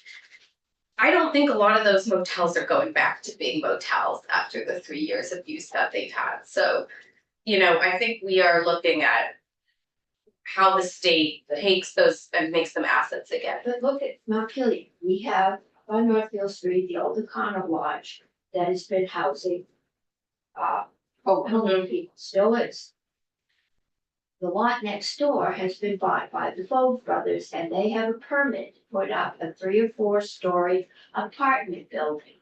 They've got an investment, we would like that apartment building, but you're going to affect the marketability. I think the Econo Lodge has been sold, if I'm reading the land records right. But say it stays there and we turn it into homeless apartments, that's going to affect the marketability or the ability of the other owners to sell their housing project, which we want. I mean, it's not as simple as you just change it. There can be unintended consequences. Right. Well, let's keep in touch on this one. If no one's saying it's not complicated. But I would point out that they have already to build the hotel or motel. I mean, it may or may not, so, because some hotels and motels have been built in areas that we may want to keep a transient population, i.e. people who are staying at hotels and motels who aren't permanently there. But they have gone through the whole permitting process to build them. I mean, they have been reviewed fully by the town. They have been accepted and encouraged. That place has been there for 60, 70 No, not the years. Econo Lodge, not the Econo Lodge. Obi, it was Obi's home, the Econo Lodge. And Alice. No, he was- Okay. he was- I'm gonna make. I guess my decision. point Have is, to move on. it has been thoughtfully reviewed in the first place. It is, I know, more challenging. Okay. an acknowledgement. Thank you. Were there any other sections? But I think there's some other ones. But There I might think- be, but we You can really. address a lot of in writing, Yeah. and Oh, thank if you. somebody is bored, take a read. No one's bored and we'll Yeah. all read it. And, Okay, so thank you, Ted. are you Tom Speaker? No, I'm Brian Redmond. Oh, Brian, Oh, okay. hi. Do we have Tom? Okay, so we Billy's on don't have them. Did we lose them, do you think? Did he should. Oh, 10:45. Okay. I don't have that noted. So then Brian, you're. And Billy Contractor was up next. Okay, okay, I wanted to start out kind of talking about the same issue with both ANR and the local wastewater manager present. Maybe Billy could wait then until after Tom is. Well, Billy is ANR, so I just want ANR leadership here. And there's Well, you got Tom, it. so let's get Tom. Oh, Tom is on. Okay, Yes. great. Billy, you're muted for some reason. If you're not actually muted, but can't hear you. Has he tried to talk? Yes. Okay. Oh. Tom? are you Now he's here? muted. Good morning, everybody. You hear me? Morning. So, I'll have everyone introduce themselves for the record. Tom, we have Brian Redmond in the witness chair, who you may interact with given your role. But I wanted to start with you, and then I think it'll quickly turn into a conversation where I want ANR's input. So Tom, if you could just identify yourself for the record, and I mentioned a little bit of what we wanted to talk about today, but I can also prompt you again unless you have something prepared. No, yes, good morning, everybody. So my name is Tom DePietro. I'm the Director of Public Works for the City of South Burlington. Happy to have the opportunity to speak with you today and kind of go over, I guess, kind of my piece of the larger issue you're looking into. I think that relates to sort of wastewater permitting, drinking water permitting, maybe even some stormwater permitting, and sort of maybe duplication of activities or efforts at a municipal and state level. Yes, that's exactly right. Great. And I'm very happy that Brian is there. And I do interact with him on an occasional basis because my kind of knowledge of this process is certainly from the municipal side. And so I do have a little bit of knowledge at the state side and state level, but it'd be great for him to fill in some blanks maybe as we go forward. I had a couple of sort of handwritten notes that I made for topics I wanted to get into, but if you'd prefer to just do a Q&A session, whatever is the committee's pleasure. I'm sure you can answer some of our questions with what you've thought about. Great. So it sounds like I should just launch right in then. I guess I wanted to start a little bit with the regulatory framework. And at the state level, what I'm talking about, or the permits talking about, are granted to the Agency of Natural Resources under 10 VSA Chapter 64. And this is issues of wastewater system and potable water supply permits. And the details for applying for these permits are included in the wastewater system and potable water supply rules. You'll probably hear me just refer to those as the rules throughout this conversation. And so just a couple of high-level comments on this permit. When landowners are developing a property, they're not allowed to start construction until they obtain this permit from the state of Vermont. The permit approves connection to the municipal wastewater and/or drinking water system. And for the wastewater permits, the permit is based in part on a determination by the municipality that sufficient capacity exists at the wastewater treatment facility or within the collection system. Those are the pipes that bring the wastewater to the plant. Typically that's done through an allocation, which I'll talk about a little more in a minute. On the drinking water side, the permit is based on a determination by the municipality that sufficient capacity exists within the water system to accommodate the additional flows. And another important point there, I think, is when the state of Vermont issues these permits, it doesn't relieve the landowner from obtaining other approvals from the municipality. And so I think that's what kind of opens the door for some of this duplication. And so on the municipal side, most municipalities have kind of wastewater ordinances. that require a landowner to obtain permits or approvals before they develop. And these ordinances can vary certainly between municipality, but they will typically require landowners to obtain a permit before they connect to municipal systems, whether that's wastewater or drinking water. And they're going to require that landowner to obtain an allocation to ensure that the system can support it. So these allocations are based on the use. So for example, if you have a single family residential home you're building, there's a certain amount of water that you're expected to need and a certain amount of water you're expected to send to the wastewater plant. And so that's sort of the check we're doing. Now, it gets a little more complex with commercial buildings, right? If you have like a tax, somebody doing taxes, they may use very little water versus a dog grooming facility, which uses quite a bit of water. We just permitted one of those not too long ago. So, just doing that math and figuring out the size of the allocation necessary, both on the drinking water and on the wastewater side. On the municipal side, and these allocations typically have fees associated with them. So there's a per gallon per day value that we assign and we bill folks for these allocations. We use those to support expansion of our system. So in South Burlington right now, we're talking about construction of another water tank. We are going to use those fees that we charge through allocations to pay in part for the construction of that water tank. On the wastewater side, if we needed to expand our wastewater plant to increase the hydraulic capacity, the amount of wastewater that can move through it, we can treat, we would similarly use these fees. And you are, I think I know this because of where we pay our bills, but you are functionally, you're regional, right? Is it just Shelburne or do you? Just South Burlington. Just Shelburne, okay. South Burlington. I want to be clear. I don't do anything in Shelburne. No, sorry, I live in Shelburne and we pay you for our wastewater, I think, or something. So do you have an agreement with Shelburne? Shelburne has 2 wastewater treatment facilities that are separate from the 2 facilities in South Burlington. So Shelburne has their own fee system, very similar, but separate. And Shelburne also has its own water system. So we do have an agreement between the 2 municipalities where some water from one of our tanks goes to Shelburne, but Shelburne manages all that separately. And we also help Shelburne quite a bit on the stormwater side. We have a great relationship between the 2 municipalities for collaboration there. Okay, so you're not trying to become like a regional water provider to the county? No, not necessarily, no. Regionalization is always something we're looking at, especially on the stormwater side. We've had a lot of conversations. We've had a smattering of conversations as far as the other utilities, but that has so far remained separate. I will say, though, Colchester sends quite a bit of wastewater to one of our treatment facilities, and we do have an agreement with the town of Colchester for that.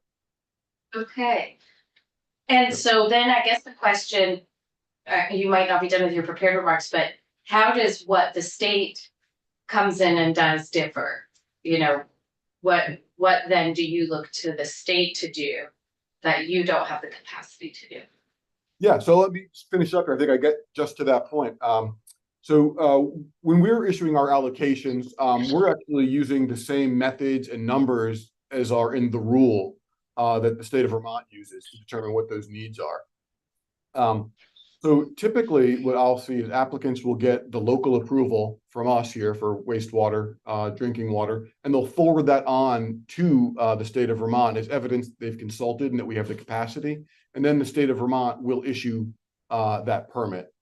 And so to answer your question directly, I think there is some overlap because municipalities and the state of Vermont are doing some of the same review for the same property. I think it is appropriate to investigate kind of whether this adds value to the permit process, whether it improves the protection of public health and the environment, improves record keeping, which is always important as we go forward. I think it's also reasonable to try and sort of ascertain the level of burden that this is placing on development. So I'm hoping the committee is chatting, I'm sure you are, with those folks involved in development and kind of what their feeling is the level of burden for this sort of process. Yes. Yeah, and then the last thing I'll note here is one thing I've seen. So I've been doing this for a few years now, and I have a good relationship with our local or regional permitting person at the state of Vermont. And it's pretty clear that I think some better coordination may be necessary too between us. Landowners are often confused about what they need to do. Because in many towns, and I'll just use the town of Jericho for an example, there's no wastewater treatment facility. So if somebody's developing in Jericho, they have on-site systems and wells. So they only go to the state of Vermont, they get that permit, and they'll use that maybe as part of a development review process to show they have the permit and the permissions they need, and they're done. The confusion, I think, sometimes comes up in South Burlington. We have that additional layer because we have a drinking water system, right? We have the wastewater plant. So they also need to come to us. So we have to make sure our processes are aligned and we're in communication, because I've seen instances where folks and developers or their engineer may just go to the state of Vermont and somehow bypass our process. And that can be problematic. So working to improve coordination there is also very important. So I guess I'll pause the moment for questions. I think another part of this was questions about sort of why municipalities might be hesitant to take on some of this or difficulties, but if there's questions about the process. So, pause. Yeah, I mean, that's what we heard last year. Basically, the history, as some folks in the room know, is we've looked at this issue for several years. And last year, it passed out of our committee again, but when it got to natural resources, a new player, like a stakeholder from the local wastewater folks, basically said, we're not capable of doing this ourselves. We don't want the full responsibility. That is something we hadn't heard before, so we don't want to pass this again if we're missing something that's just never been brought to our attention. But Yeah. Tom, what you do when you approve something, you feel it's pretty sufficient that, they will have a safe drink, they'll have safe drinking water, they'll have wastewater capacity, that we're not adding, some undue environmental burden that nobody's paying attention to. I do feel very good about our processes here in South Burlington. And I think you may find that differs depending on municipalities, kind of what their capabilities are. And so I think some of the hesitation that was likely voiced is probably related to staffing and training concerns. So we're funded, our programs are funded by the rates we charge to our users. And we simply just can't support a large number of staff or certain staff that specialize in certain things. Generally speaking, on the municipal level, we want people that can run the wastewater treatment facilities, maintain the collection system, kind of maintain those drinking water lines. And, I think you'd have to be a municipality of a certain size to really have additional folks to deal with the permitting side of this. And something I found locally here, just kind of anecdotally, is due to the smaller number of staff, if somebody leaves, there's a loss of knowledge at a local level, and there may not be folks available to train them. So when I took over, I asked a lot of questions of our regional person at the state of Vermont, my counterparts in other municipalities, to sort of retrain myself up on how to run this process. I think there may not be a volume in a lot of municipalities. So, to have somebody that does this regularly, a certain volume of permits may be necessary. So that may be kind of a hesitation for municipalities. Then. Oh, I guess this might be a question that starts to get into A&R, and Senator Cummings is a question too. Yeah. When I was in municipal, you paid a municipal hookup fee, which said that the municipal system could provide you water, raised water. And then you had to get the state to come and give the same fee, saying that the city had the capacity to hook up these houses. It wasn't very complex unless you've got some towns that don't know what the capacity of their well is. Yeah. I'm kind of wondering, so if you're a community with municipal water and sewer, you do have a local permitting process automatically, or not necessarily? Yeah, so I guess. Yes.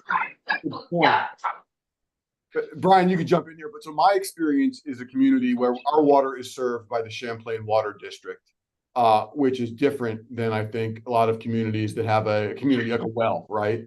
And so I can't really speak to the specifics of those other communities. I just know the capacity we have in our tanks, which we do track, and kind of our ability to get additional water from CWD. So I don't know, Brian, if you can jump in on that one, or if that's appropriate. Yeah. I can go first. Yeah, in committee, we're not getting breaks, so just take a break whenever you need it. lot of that. Yes, go ahead. For the record, Brian Redmond, I'm the Director of the Drinking Water and Groundwater Protection Division in DEC. To answer the specific question, so just a little walk down the historical path. 2007 was the year that the state passed what's called quote universal jurisdiction legislation, which basically at that time on the landscape, there was basically a patchwork of federal and state regulations and administration of those regulations. And there was a lot of problems at that time, a lot of health concerns, a lot of environmental impacts, inconsistency in enforcement, things of that nature. So in 2007, the legislature enacted what's called universal jurisdiction, which put the responsibility in the state ANR's hands for the administration of the wastewater system and potable water supply rules. So it established a set of standards and a process at the state level. Municipalities that I think their services can, and it's something that Tom touched on. I think of South Burlington as one of our top tier municipalities, Burlington, things like communities of that scale and so certainly do. Yeah. Is it consistent across the board? No. No, Right. Woodstock, yeah. Woodstock. Right, I'm so well they aware. may I have, know you. they may have a local permit, but you wouldn't consider the issuance of that this to hold the same sort of weight as a permit coming from a town that you consider well regulated. They need a state permit under current law, and I Right. think that's established. Yeah. What you see at the local level, and I think where some of this duplicative effort comes in, is are required to obtain an allocation for water and sewer capacity Yes. as part of the permitting process. It's Right. one of the primary features, maybe not the only, it's not the only feature of Yeah. the permitting process. And so that's where, when you look at it in total, it involves a developer, an engineering consultant, a town, and the state. So I guess just to cut to the chase, my question is, I think towns have wanted this change. You know, we get this request for this bill from the towns that you're talking about, that are pretty top tier. I think ACCD is in favor of this change. I don't know. I mean, it's been a push from other areas. If we worded it such that ANR could deputize a community that they felt was really capturing all of the needed elements, is that something that you could work with some of those top tier communities on as? So my experience in actually talking with the top tier communities Yeah. is that they're under, like the utility sectors, they Yeah. are under a ton of pressure. There is a lot going on in the space, in the water, sewer, stormwater space, lots of regulations. And the capacity to do the work is pretty limited. I think Tom also indicated or staffing transitions and things of that nature. What I will say is we have delegation responsibilities carved out in our rule currently. Okay, so So we have the capability you for could delegate, towns, correct? And it comes in two forms. right? Full delegation, which is the full scope of the rules. Yeah. So that's water system, water connections, it's septic systems, it's the full thing. Mm-hmm, Charlotte and Colchester were the only two Right. delegated communities. yeah, And then we have partial delegation. and they were delegated and then they gave it back, right? They both have given it back, Yeah. and that has come at extreme cost and time for the state. It has it, okay, That that's helpful. transfer of that information Yeah. has been relatively onerous, and just in Colchester's case, which I put in our top tier, Yeah, they cited the inability to deliver the service at the same cost. interesting, So it was for cost and administrative reasons, for in Okay. part why they turned it back to us. And again, that's the full scope of the. And Right. it was Charlotte and what was the other town? Colchester. so. It would be hard for us to solve the problem of, a lot of towns are, you know, we have a stormwater utility bill in our, being proposed, I mean, a lot of towns are now charging an allocation fee, a hookup fee or something. And so they need that permit, but that's separate in a lot of ways from what you all are reviewing. I mean, because to Tom's point, I think there are a lot of, I don't know if it's a certain bucket of projects, but it feels like you go through the local and then the state says, oh, good, like, we're not gonna come look at it ourselves because it's a small project. So is there a certain bucket where you aren't doing much of anything besides just looking over the town's work?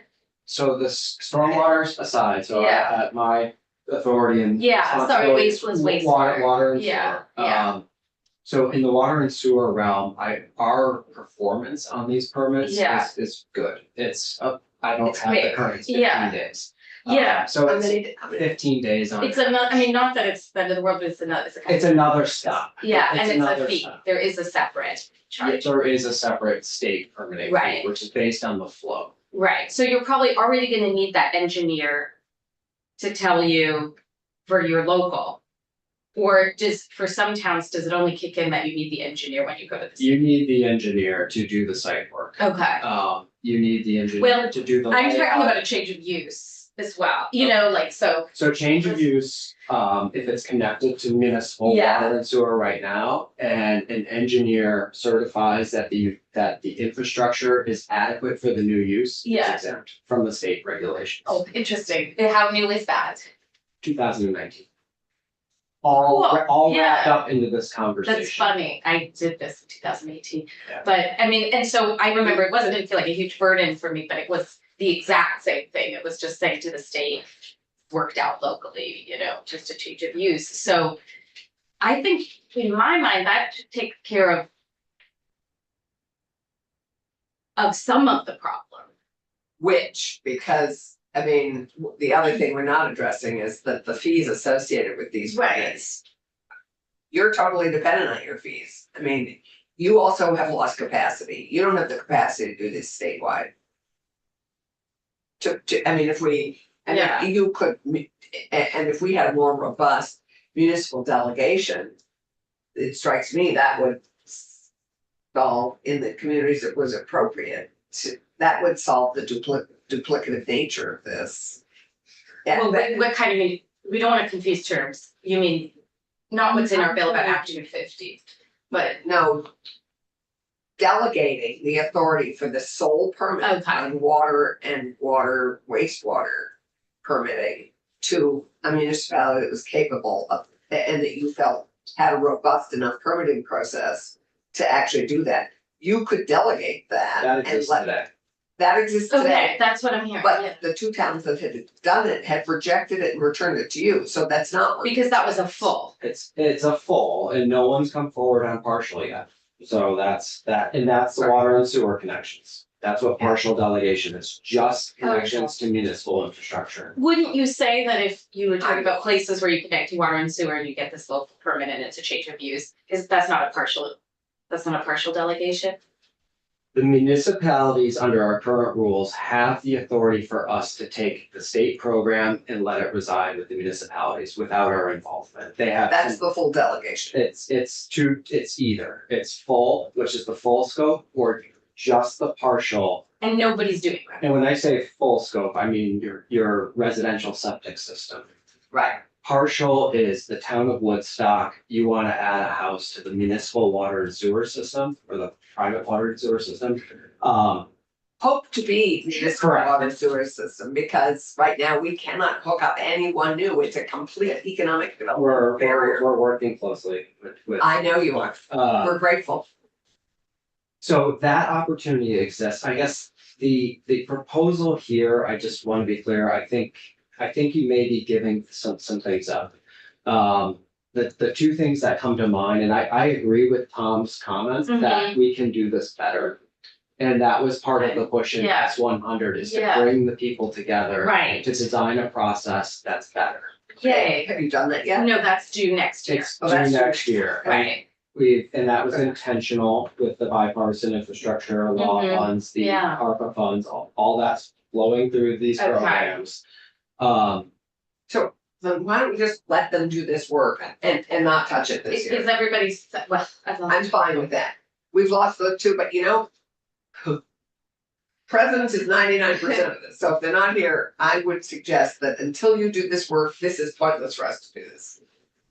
I would agree, Yeah, I'm fine. I'm just getting the sense that we are doing so much, so fast, that we made, like in this instance, we Yeah. can't be on our own feet. Yeah. Right. I agree. Well, and this one isn't so much so fast, we can talk about it forever, but this is new information that we're hearing, so that's on us, that, you know, we've had higher level city officials say, please, I don't know, stop this duplication. I have to go back to them and ask exactly what they're talking about, because I was under the impression that it wouldn't give anything up.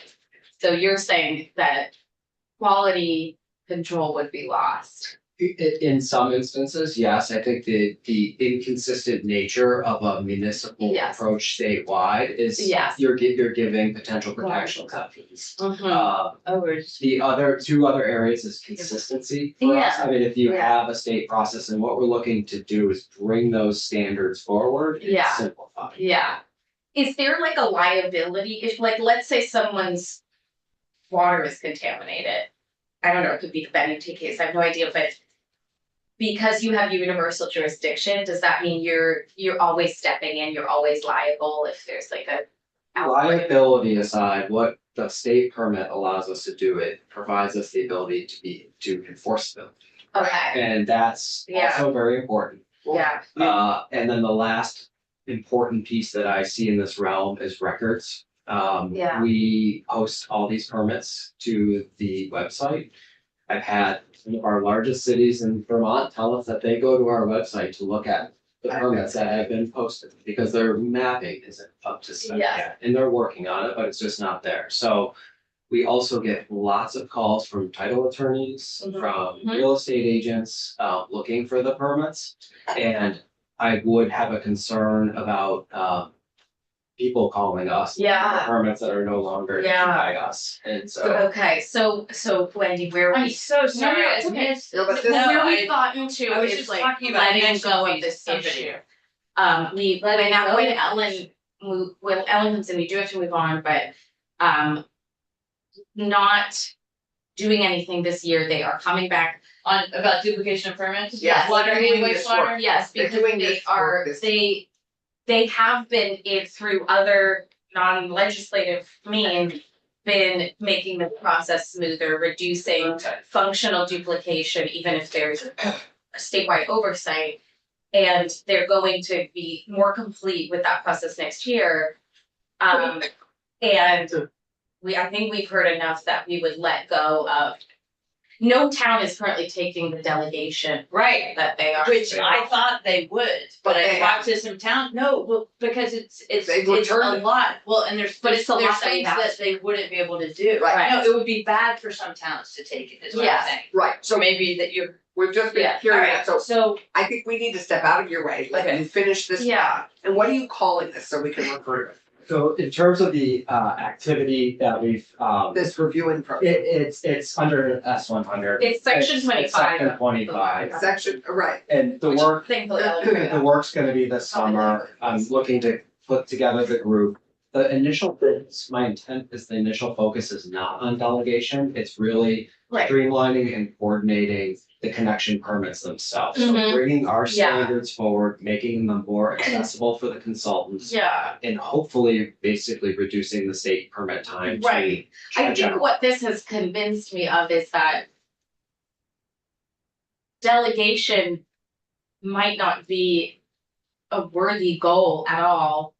Because the state right now has this universal jurisdiction, can enforce, can step in a public health emergency, records. records, so this has been really helpful, and it's just good to have South Burlington at the table because. You know, clearly, Tom, your city leaders have a lot of faith in you, and I understand why, but it doesn't sound like for the most part, you two are getting in the way of each other in the South Burlington experience. I don't believe so, no. It'd be interesting to hear from some developers and hear their perception of the burden. But I do think we work well with our state counterparts. And I just wanted to note, I do agree with everything Brian is saying as well, you know. I am aware that we have the opportunity to be partially delegated somewhere in the back of my mind, but there are so many things at the forefront of my mind that we're working on that I don't pursue it. And I view that in many ways as sort of the devil's in the details. Like, okay, let's say we took that over. What public notice requirements, what record keeping, what additional things would then be kind of pushed down or, put into our requirements or permit that we would have to do. And the last thing I'll say is I would caution folks, and I don't know if this is on the table, but from cutting the municipalities out, it's absolutely critical that we are part of the process for our own local control. We can keep on top of who's connecting to our system. Kind of, we're here, we see it with our staff. And these fees are very critical to us. We don't see a lot of grant funds like we used to, or even loans, on the water side. I can't get a loan for my new water tank in the SRF because the funding doesn't come down to my level of project. So the ability to collect these fees to pay for these expansions is critical to us. Great. Well, we should move on. It'll be short. Yes. I'm concerned and I want to make sure that it works in terms of ultimate service areas for both water and wastewater, connection fees, allocation fees, possibly, I don't even know if we do that. But I just want to have that on the record because there are some things where the state coordination could be better. And that matters. Okay, so, and I know I didn't do the detail, but if I can just talk to you offline, I just wanna make sure that, Yeah. that I get a chance later, not now. Right, but later. okay. What section is this? This is with section 25 of the Home Act. Right, This no, piece is, where are we for this bill? Section 3. right at the beginning. Yes, sections 2 to 4. Paul. Well, I will say, someone can correct me if I'm wrong, but it sounds like you are doing a very good job to try and make this a high performing permit for the state that, doesn't have an additional burden.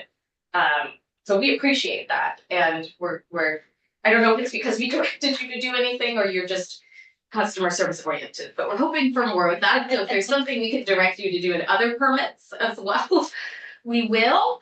But this is exactly what we want to see is that we have a statewide oversight.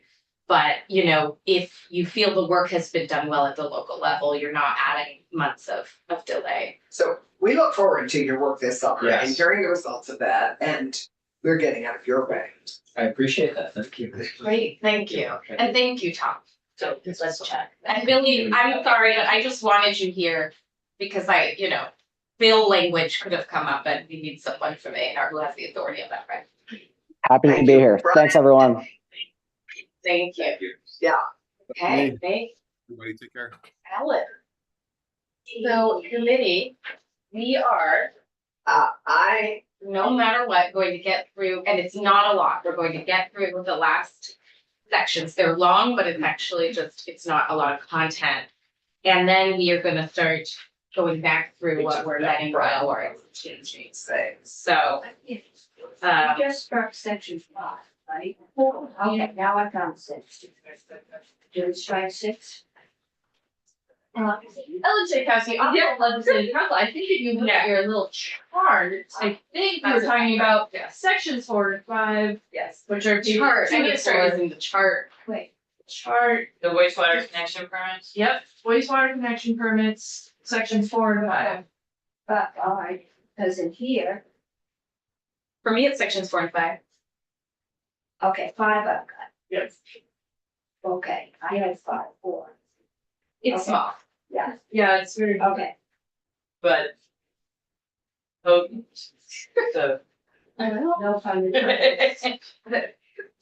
So, when last we spoke, Yeah. I had left off on page 27, yes. Okay, yes. Yes, so. We're still looking at draft 4, I'm still looking at draft 4.1. Yes, so are we. Okay, so sections 28. Through 31 are all related to the concept of new tiers under Act 250 based on the Natural Resources Board report that came out. So I do just want to say something. Yeah. So, and I alluded to it the last time I was here. The report has a lot of really great work in it, but it does leave a lot of vagueness on specific policy decisions that you all will need to make. And so in attempting to draft that, there are some big holes in this proposal, and also this proposal is pretty short because so that's why there is some language in here. I don't know if we need to spend a ton of time on the individual words, Exactly. but Yeah. this is at least a skeleton of what Right, is it's an outline of what the NRB report right. recommends, which is setting up a system of location-based jurisdiction under Act 250. Right, and I previewed this for the committee a little Okay. bit, but I think a really helpful conversation I had with Charlie Baker last night is that more of what might give this definition is if we can agree to a timeline on which we want to see this happen.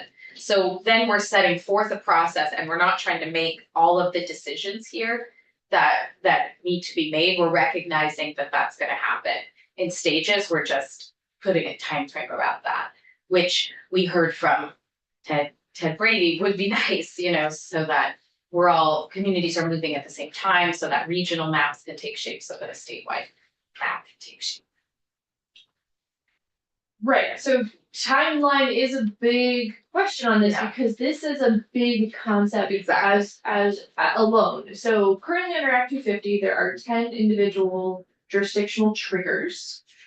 If construction or subdivision or an action triggers one of those, you need to get a permit. And so we've talked about that a lot.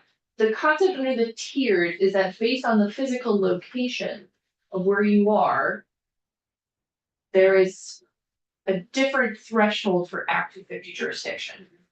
The vast majority is under tier 2, but on the other ends of the spectrum, we have what are sort of known as tier 1A, which is a full exemption from Act 250 for all or part of the municipality. So it is related to settled areas that have certain requirements in their municipal bylaws and municipal planning system. And then tier 1B is a town with less of that, with an exemption for housing. And then tier 3 is what I think has been called or can be called different things, but critical resource areas, important natural areas where any construction would require an Act 250 permit. What page you on? I'm starting on 27. I'm sort of just giving a high level right now. So that is the big picture. Yeah. That the NRB report said. How you decide what falls under those tiers. Right. Is a point that you need to discuss because I have included some language that was in the report specifically. It's not a ton of language. Right. Um, And the stakeholders know that we can't discuss that until they give us, their best shot at this. Tomorrow, Tuesday, et cetera, that it's, and that it will hopefully be defined more by this timeline, that there are ways that we might not want to over define or over prescribe things. But set big guardrails so that they can do more work over the next couple of years. So. Well, I think you have a lot of different options. Yeah. And if that is the option you're going, that's what I'll need to put in here. Right, that's right, yeah. So because the report does talk about tier 1A, tier 1B, those can be taken from the existing designations potentially and further defined by mapping in the future land use maps by the Regional Planning Commission. Right. The report doesn't really give too much of an indication on how to define tier 3 and or who even should define tier 3. I have included some language in there that they sort of touch on, but then also has been fleshed out in other prior bills on what are sort of considered important natural resources, but having clear intent will be important. Yeah, and we've asked the NRC to be part of this, both for what we need to direct for the final outcome, but also what in the interim we might protect and exempt. And I'm just saying that because otherwise, I think as we try to figure out our new jurisdiction moving forward around all of this stuff, tier 3 probably is the jurisdiction of the Natural Resources Committee more in terms of defining it. And we're gonna wanna be able to, my big concern is making sure there's friction before you can take something out of tier 1. Yeah. So I also think that the tier 2 in some ways, tier either 1C or tier 3, 2 is really gonna be in many ways our Yeah. thorniest challenge. Yes, I think Because- that's where we're gonna fight. I think that and I mean that because I think that as we figure out, and as the communities do their mapping. So that's why this has to be an interim measure in some ways until we do the mapping and communities sign off on what their tier 1, 2, 3, and maybe 1C might be. So I think tier 2 is gonna be thorny because I think it is our rural communities, which need appropriate housing development. Figuring out where that is in our rural communities, in our hamlets, in our less developed communities. That I think is gonna be, in some ways, our thorniest challenge. And we do have the stakeholders thinking about that. And the stakeholders are should be working with you, they will agree they're gonna look on this Well, language. I don't need them to bother Ellen yet until they sort of share Until they have what they've got going on, yeah. Right. In order to need housing, you need people and a growing number of people. And what used to make our towns vibrant was there were jobs that were located near them. Connecticut Valley, they're all on the railroad. And then you had timber going on the railroad. We've got a few suburban communities around here. But our rural communities don't, they need housing to include the people who want to live there. Right. Unless and if it's cheaper there, people will drive long distances to work. Right. I think we need to think about that. Yeah. Where are the employment centers? Because I don't think you're gonna see a lot of growth in the town of Brighton. Unless timber comes back, or we find something else. Yeah, I mean, I think one. I don't know how Randy would qualify himself, but, I try to be really sensitive to the lack of like a rural voice on this committee. So I'm going out and trying to talk to some of our rural There is economy a partners. We are There is a all rural. there is a Northeast Kingdom Yeah, group, yes, and yeah. I know I have a So contact there. Visiting the rural caucus, any of you are welcome. There's the rural car. Yeah, and Randy's going to. No, I know, but we're none of us are on the. That's Yeah, not the I am. same. Okay. There is a Northeast Kingdom, Yeah, NEK, group that wants to have the Northeast Kingdom's perspective in, yes. and I can get you. Well, I've been talking to Catherine Sims, because she's working closely with Northeast Kingdom Collective, who has offered testimony from the NEK whenever it's needed. We're getting into the end game. And I guess for example, I was heartened to see Charlie Hancock brought forward by the Natural Resources Committee in our joint hearing, because a perfect example of, they're right next to Jay Peak. They have a lot of people who want to live there because it's beautiful, who work remotely, and they need an economy too. And they want to help us shape the language that meets their needs. So yes, we're all partially rural, but people who are in leadership in these very small communities, I hope they can help us define this section or the process to get there, and the exemptions in the meantime. Yes, exactly. So, yeah, just a couple things about jobs. I'm glad you brought up the remote. I was going to mention that. So a lot of people are working remotely. Typically, the largest employers are hospitals and schools. And schools and municipalities. So there are local jobs. But then people do also move there, just to be there because it's a gorgeous place. So I think there's multiple reasons why people might want to be Right. in a rural location. And then I do want to have a conversation about just the structure of our bill, because if we're gonna back off from having a lot of detail because it's hard for us to come up with detail at this point. I think generally this is the right amount of detail. I just don't think we're gonna add. Well, we'll get to that. Can I Yeah, just, okay. before we get to Yeah, that, yeah. I go back to jobs. Not just jobs and transit corridors. Because this is where, again, the tier 2 is gonna be thorny.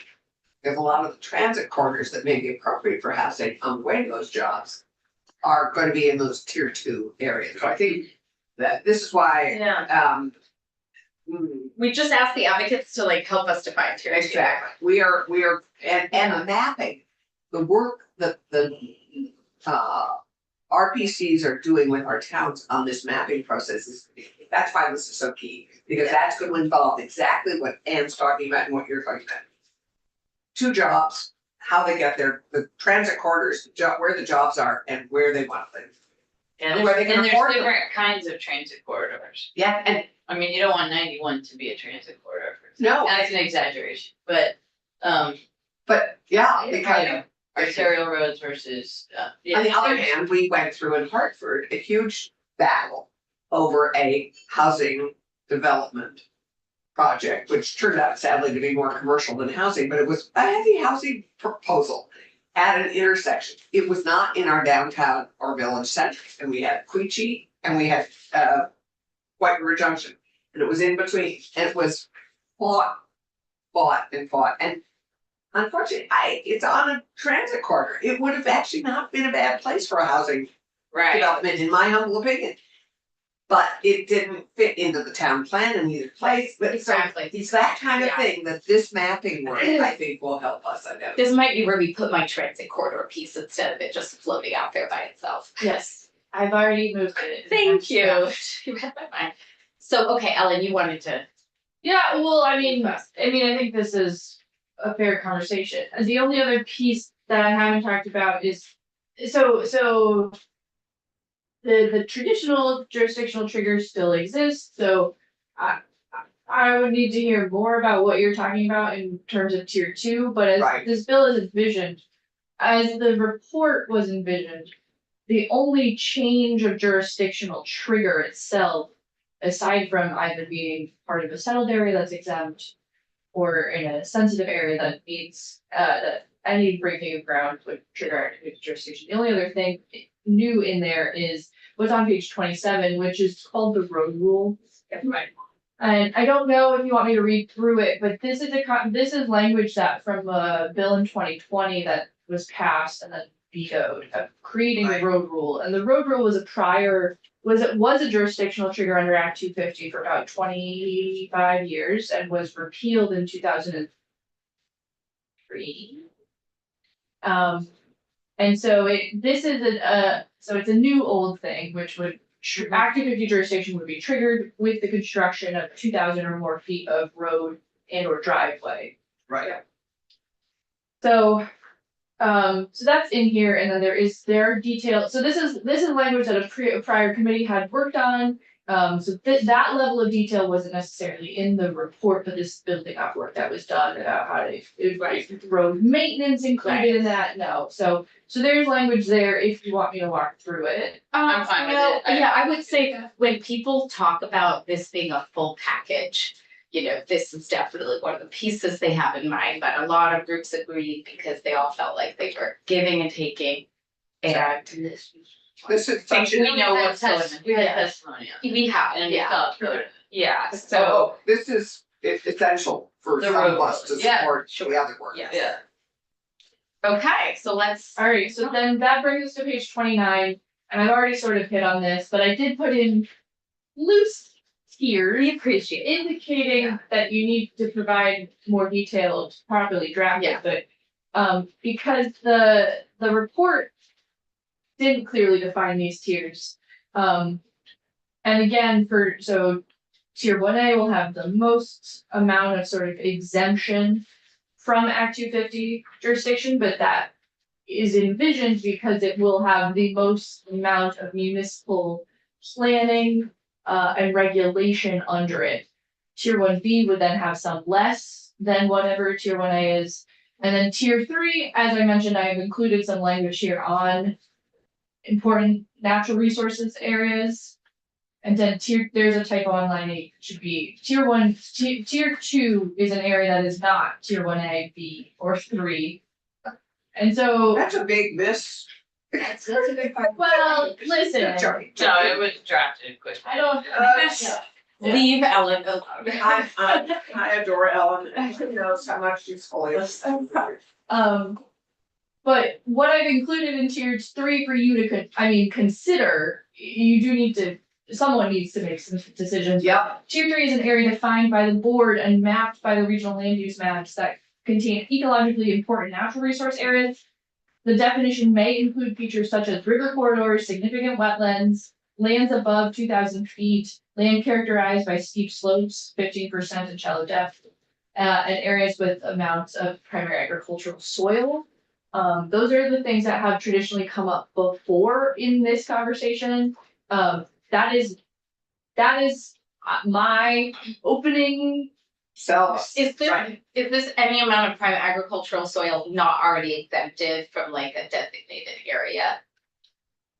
Or not right now? No, it's not. So that is something that needs to be considered. Sure, yeah. Yes, and I do just want, I'm gonna get into the language next, because I do think section 29 is important, but the NR, so the NRD report didn't make a lot of affirmative decisions. Yeah. And so it's, but the decision to put something into tier 3 is not a no development zone. Yeah, It is a Higher Act 2 bar. it's just a trigger of Act 250. right.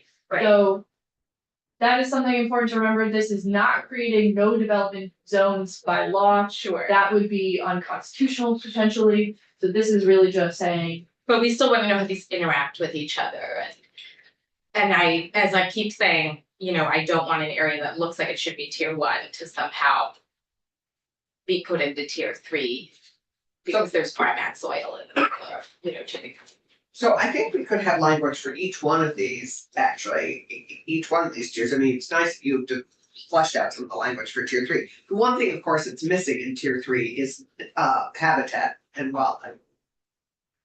Which is not even mentioned. Well, I mean, Well, That's are we where, talking you about know, it? I don't think we should, and as tier 3 especially, we should go to the advocates. Yes, and that And should then be. leave some natural big resource. stuff to natural resources, but I But I am putting do a want pin us in to it get, for you. are we with you till noon? Okay, or JFO, no, That's tomorrow. okay, so I just wanna make sure we It's good. keep plugging away, and then we can go back. Question. yeah, so,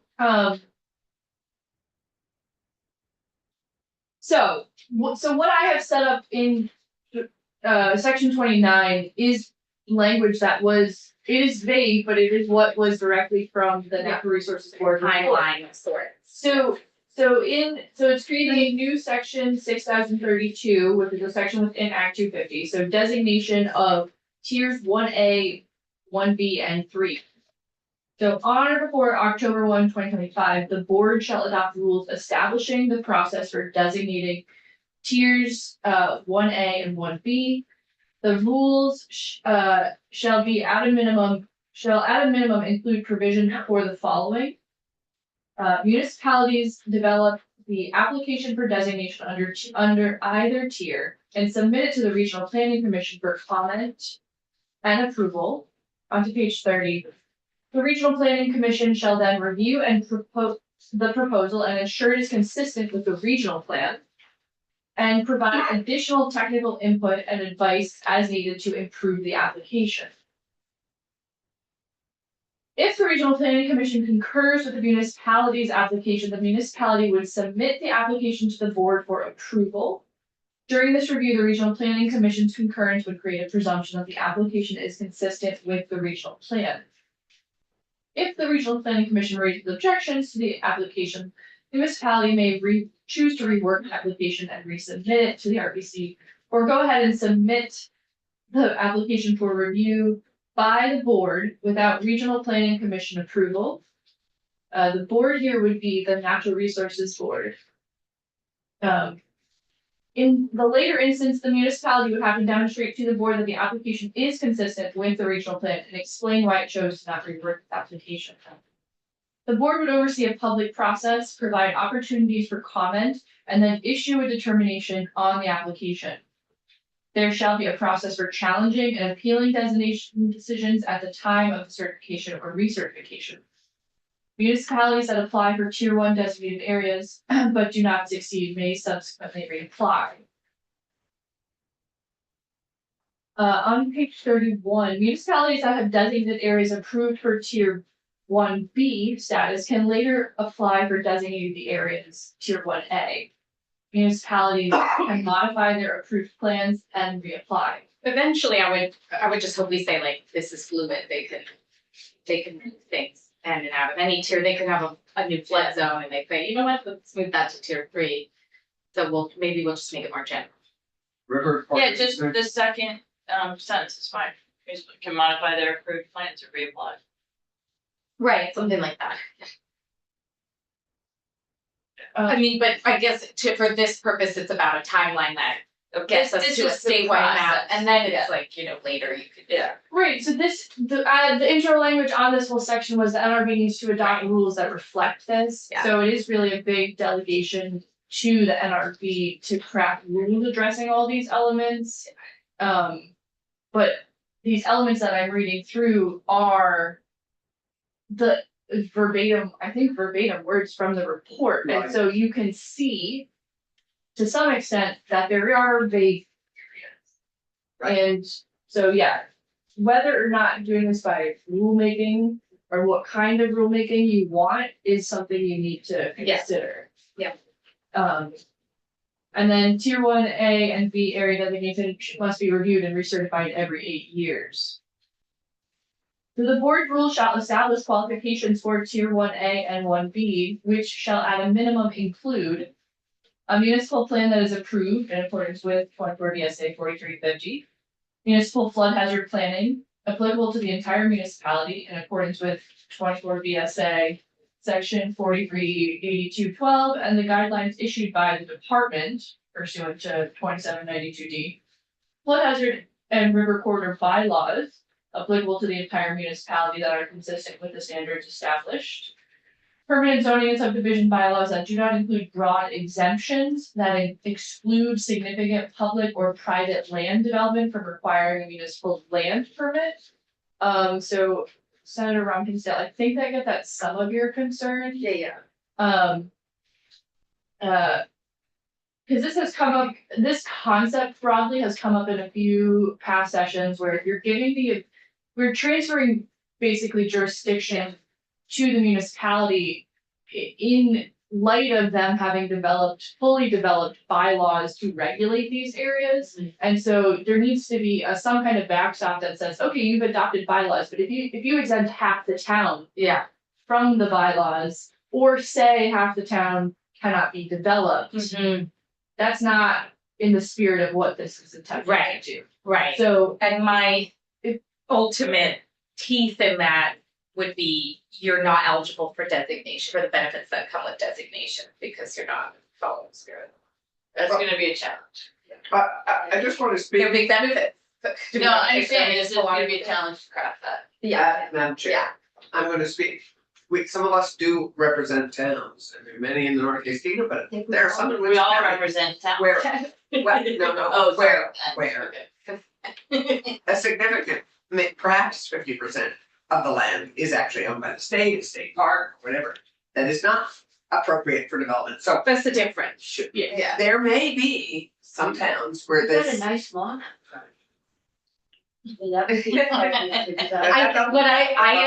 I will say as clearly as I can, I am speaking about places that say on this side of the tracks, put all the affordable housing in the development. I just want to make that clear for anyone listening that, no, I'm not talking about you have parks and reserves and Right, that's naturally. I want to be as clear about my intent as possible. We're clear on your intent. And if the public isn't by this time, I don't know, they haven't listened close enough. Instead of the bottom of page 31 onto page 32, they need to have permitted water and wastewater systems with the capacity to support additional development within the planned growth area.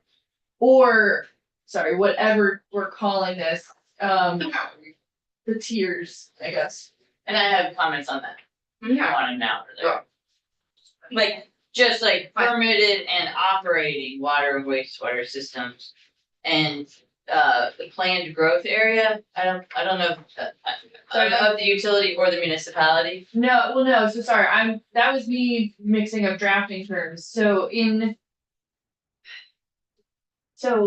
the future land use map report and the designated area report make reference to, instead of calling these tier 1A and tier B, a planned growth area. Yes.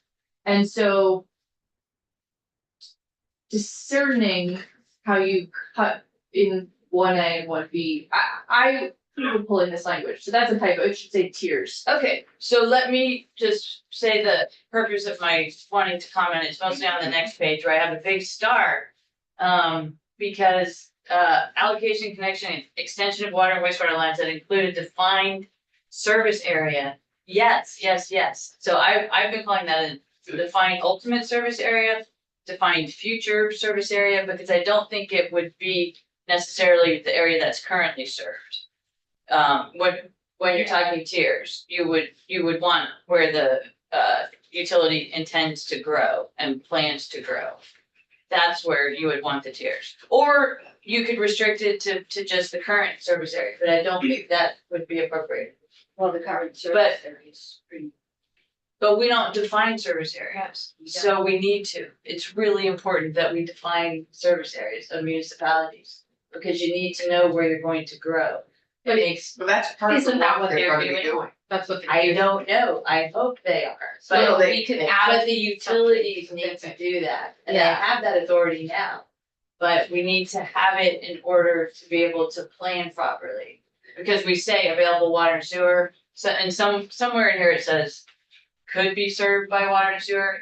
That's not a good way to plan, that's not specific enough. No, it's that we can't, I mean, we're letting the towns do that. Right, exactly, I want the towns to do that. So that's what they will do. They will say, We want need this to area make it, grow. yes, but when you plan a utility service area, you have to think about the capacity, and then you have to have connection fees, and you have to have allocation amounts. It should be done thoughtfully. But that's And- what the whole planning process is that. But well, land planning is different than utility planning, and we need to mesh that.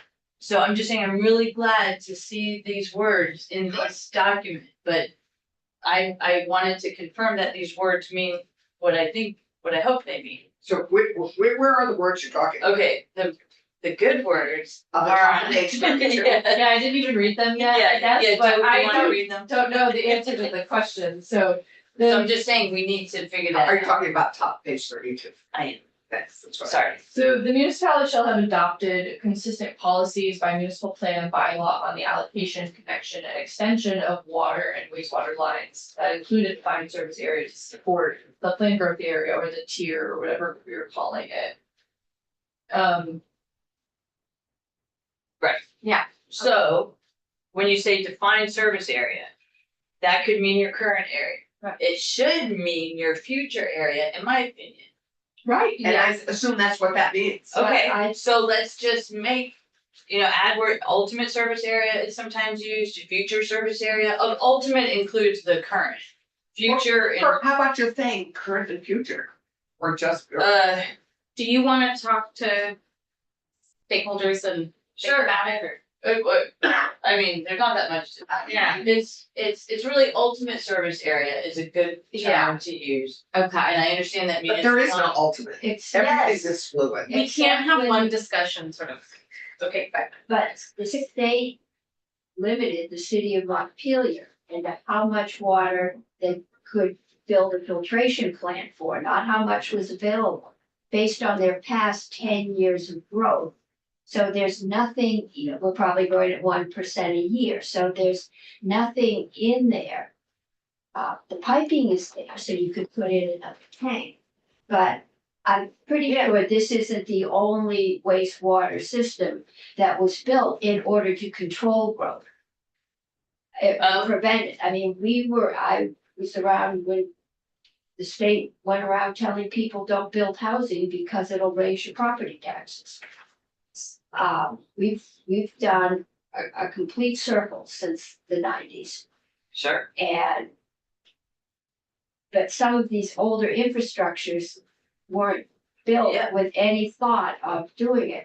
And I think while we're doing this, we ought to find out, because we were saying the other day, we're paying for the water and sewer connection, so that's our hook. I know Montpelier was the last federal grant to put in a filtration plant. Everything since then is a revolving loan, and I don't know if there's other things, but I think because There's still some money coming. it probably is, but I think that's the cost of extending Yes, that yes. is a major issue. Are you really asking for a definition of what the future capacity is of the growth area? Yeah. That's future, is the future capacity, and that should be in effect, for planning purposes, a defined quantity. Right, and I think that's the work the That's town so will many do, to say, we want to grow in this area. What are the utilities we need to do that? What do we need to do to accomplish that? I know the stakeholder group keeps saying 20 years of growth, 20 years of growth, like, I don't know if we want to set a vision that's clear, so no one's planning for like tomorrow and then another town's planning for 100 years from now.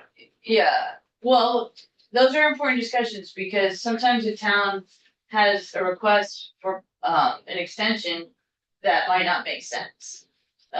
Versus and then you're leaving off someone else. Right. And you should know when you're making that decision Mhm. that you are limiting yourself. Yeah. So tell me the stakeholders that you want me to work with, because this is. Planners probably.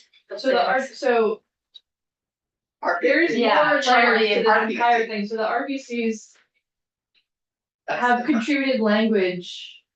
So the underlying issue here that's not in your bill, but it's in other things, or the future land use maps the RPCs have been reporting on. So I will say though that I took all this language directly from the NRB report, which is not complete, but is supposed to work, at least in theory, in concert with the work of the RPC's future land use mapping. I think we want, we're again supposed to be getting this because what Ellen has in S308 is everything separately that she could get from the stakeholders. What we've asked them to try and get over the weekend is merge them a little bit, is have the designation program talking to the tier system, talking to the land use maps, so that it's cohesive and we don't have to put the pieces together. That's a good idea. But in all of that, I guess I would say we need to get through the rest of the bill today. We're gonna be looking at a draft There's 20 tomorrow and 20 minutes to do. take the weekend to talk to people like Charlie Baker and Catherine Dimitri. Give Ellen more baked language on Monday that we can consider next week. But if you have a section where you see something that you're worried about, take the weekend to sort of talk to stakeholders and then get into. Yeah, Charlie Baker and Peter Talk to Gregory Charlie, and okay. Yeah. Catherine are working. Okay. Catherine's in the building again today. Well, And so I saw down the Charlie. hall. There were, I think there were 3 Act 250 hearings this morning. I know, so right? Everybody's here. I'm on page 34 and I see something about tax exemptions. Yeah, we have to we're get to gonna the get there. Yeah, Oh, I am trying to. That's I what can't look forward to We working on we've this heard bill. about these, but we should make a decision or we should talk about it. So yes, previewing, I'm gonna read the Act 250 language and then I'm going to give you the overview of the tax language and you will not ask me any questions. Right, so we will will bring that be in tomorrow. Most I certainly. can do that. Yeah, We'll do it when this bill gets to funding. yeah, so the, No, we don't have to include it if we don't think it's a good economic development tool. Okay, we're on line 4 on page 32. Yep, so on page 32, we're still in what the NRB rules should include for this process. So they shall include the requirement that their municipal staff adequate to support coordinated, comprehensive, and capital planning, development review, and zoning administration in the either planned growth area or tier or whatever you're calling it. Cheers. The applicable regional plan has been approved by the board. So see, there is a layer here about having the regional plans be reviewed and be consistent with each other and with municipal planning. And then tier 1A shall have, yeah, this hasn't been edited, have additional requirements. And because the report doesn't totally make clear what distinction is made between how those two things have exemptions. So tier 1A and tier B, how are you distinguishing between them? On or before October 1, 2025, the board shall adopt rules establishing the process for designated tier 3 areas. The rules shall at a minimum include provisions for the following. Each respective RPC would recommend a mapping process for identifying tier 3 areas. This shall include a process for reviewing existing maps, such as Vermont Conservation Design and other available science-based resources. A process for public comment and authorization of a statewide board to review statewide board should probably be NRB or whoever to review and approve tier 3 designations. So I'm just going to stop there quickly. So yes, so here is highlighting one of the issues that I had in drafting this is that throughout the report, they just say statewide board. So that is one of the things that the report is agnostic about is who is in charge. I structured affirmatively this section to be working at the the Natural Resources Board. If you do that, I do not include any provisions in here for giving them staff and funding. Which they're gonna need in order to do this.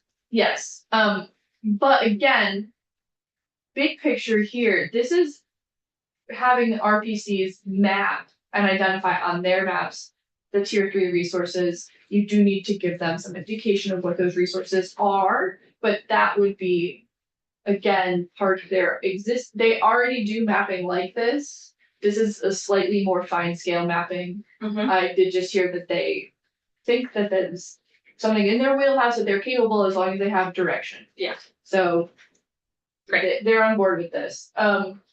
Line 17, each RPC would be primarily responsible for conducting the mapping in consultation with municipalities based on consistent and robust standards and with additional resources and technical support from the state. The RPCs would submit their maps to the board for approval through a public process with opportunities for public comment and appeal on page 33. Municipalities shall have an opportunity to oppose or appeal the RPC's proposed map if they disagree with their determinations. So that's the really skeleton version. It at least addresses most of the elements that need to be addressed, but it is doing it through a rulemaking process due next October. I sort of October 24. 25 is what I Okay, so have next, there. not this October, but next. Okay, well, this bill wouldn't be Yeah, enacted okay. until July, so okay. I'm just trying to indicate. Okay, October 25. That's an almost impossible window, so. Yep. It's very tight. Yeah, we're gonna work on timeline. Yeah. Let's take 3 more minutes on this so that we can give the high level tax. Sure, so then page 33 is just making sure that they add their tiers to their town maps. Right. And then tier 4 establishes the exemptions established with this, so the first one is Section 31. Yep, on page 34, this is an exemption section for Act 250, so it's a full exemption in tier 1A planned growth area from Act 250, so construction anywhere in the town is exempt from Act 250, and then tier 1B, it's no permit amendment or permit amendment for 50 or fewer units of housing. Which is basically what we've already done with our priority housing. So we are taking more and more control away from the local municipality. We're going to the zone where the 1As, 1Bs, and 3s are. And they're not going to be able to say that view we saw yesterday is in our level 3 because it's the view of the presidential range from up here. Well, they would choose it. They would They would- choose tier one A and they would have Yeah, the local mapping. regulations, but their local regulations could include, I don't know about view sheds, if that can be included, I think it can. So that's one of the beauties of this is the RPC says it's being built ground up. Okay, because I was hearing the RPCs were going to do the mapping. Well, they do the mapping, but the With the town town. submit the areas to So them. there are actually conflicting proposals depending on who proposal you're listening to. As I've structured it here, it's the municipality would apply for what they want designated. Right. There's My understanding. other proposals. No, I think actually like the designated area report actually is, well, okay, sorry, other reports have structured it differently. You have options for how you want to structure that on who is, because yes, another option that has been considered is should the future land use map just dictate what areas of the town are eligible, and should it be an automatic designation? Should there be some kind of public process and appeal on that? I think that that is one of the areas of this that is not actually fleshed out. Okay. So our understanding, I think, from the planners, from Catherine and Charlie, was very much that this was a partnership with the municipalities enabled in large measure by their RPCs. That this was a ground up adoption and that the towns would identify the tiers they wanted to develop in, they wanted to develop less in, and the areas they wanted to protect. That is how this is gonna succeed in Vermont, in my humble opinion. I do not think it will succeed if we mandate at this point everything.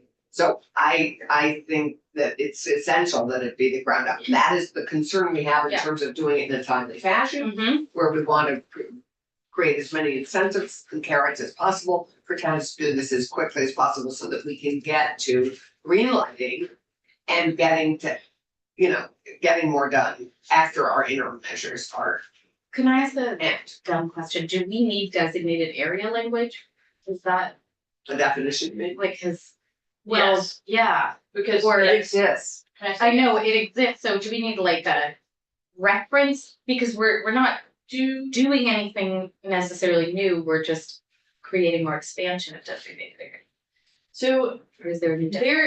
it depends on who you ask. Right. I have drafted this here and in the House version to not include any changes to the designated areas. Okay. Because this is saying that a town can apply for what they want to be in their tier one. It's not tying to the designated area. If you want to do that, you can. I think there is a proposal out there that would be Yeah. part of it. I mean, our exemptions are tied to the designated areas for the interim. Yeah, What, until we get. but what did the designated area study tell us we need new? Can I help it? Yeah, Can I help you? yeah. One thing about the designation proposal that's in the study that I think is a good thing is that some of the smaller designations that wouldn't be eligible for tier one because they're in very small, rural towns, those would be automatic. So they don't have to apply for them. There's that basic the downtown designation, they may have another word for it, but that would be automatic. There's only 3 downtown designations. No, the village center. village Downtown center. village What, center. whatever the smallest Oh, one the is. downtown is like the biggest one. The village No, center. the downtown Designated Village center. Okay, The one where okay, there's like okay. 90 The or. smaller, Okay. the lowest level of designation is proposed to be automatic, which is not intended to be a negative mandate on behalf of the state. It's intended to help the smaller places be able to have denser development without going through a whole process to get it. I'm going to ask Tate That's your. to get us, like, I don't know that anyone's handed us the statutory changes they need to implement the designated area report. It's in 308. Or at least I one. think Chris Cochran's actually, there's some Tate Brooks deputy secretary. But they don't talk to each other yet? Tate Brooks, who wrote that and does it interact with the rest of this report? I know we're trying to interact. I know, I was wondering about that. Okay, I think they would overlay without a lot of trouble. I want It them to. requires an affirmative decision Yeah, okay, on right, how you want them to, I mean, as this is crafted, it doesn't require any designation. if you want it to. Well, and It's I, a you've heard me say that, to me, a lot of the carrots are in the designation. Absolutely. So they're, Absolutely. that's where I want that to interact with The it, tax that get your carrots until you do this in a way that's equitable, Exactly. fair and expedited. Okay.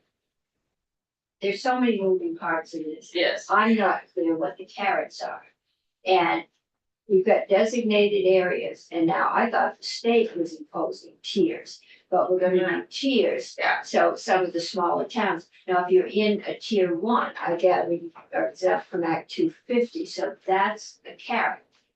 What about your towns that want 3-acre zoning? And we've said you can't. We've said, you have to do duplexes and quadruplexes. They're not gonna wanna do that. Where's the stick in here if you don't? Well, I think taking away big carrot is a stink. So because designated areas do have more carrots than just exemption from Act 250. I'm looking at Tate, but this is to various tax credits.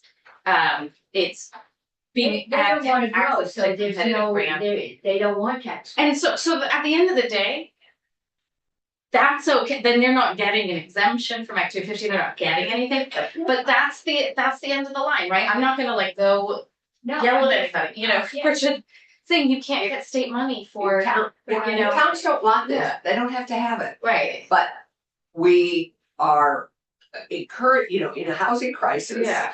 We are trying to encourage towns to grow thoughtfully as fast as possible and give them tools to do it. And we're So just if not they don't putting our want money those into tools, places that aren't. That's very their problem. Yeah.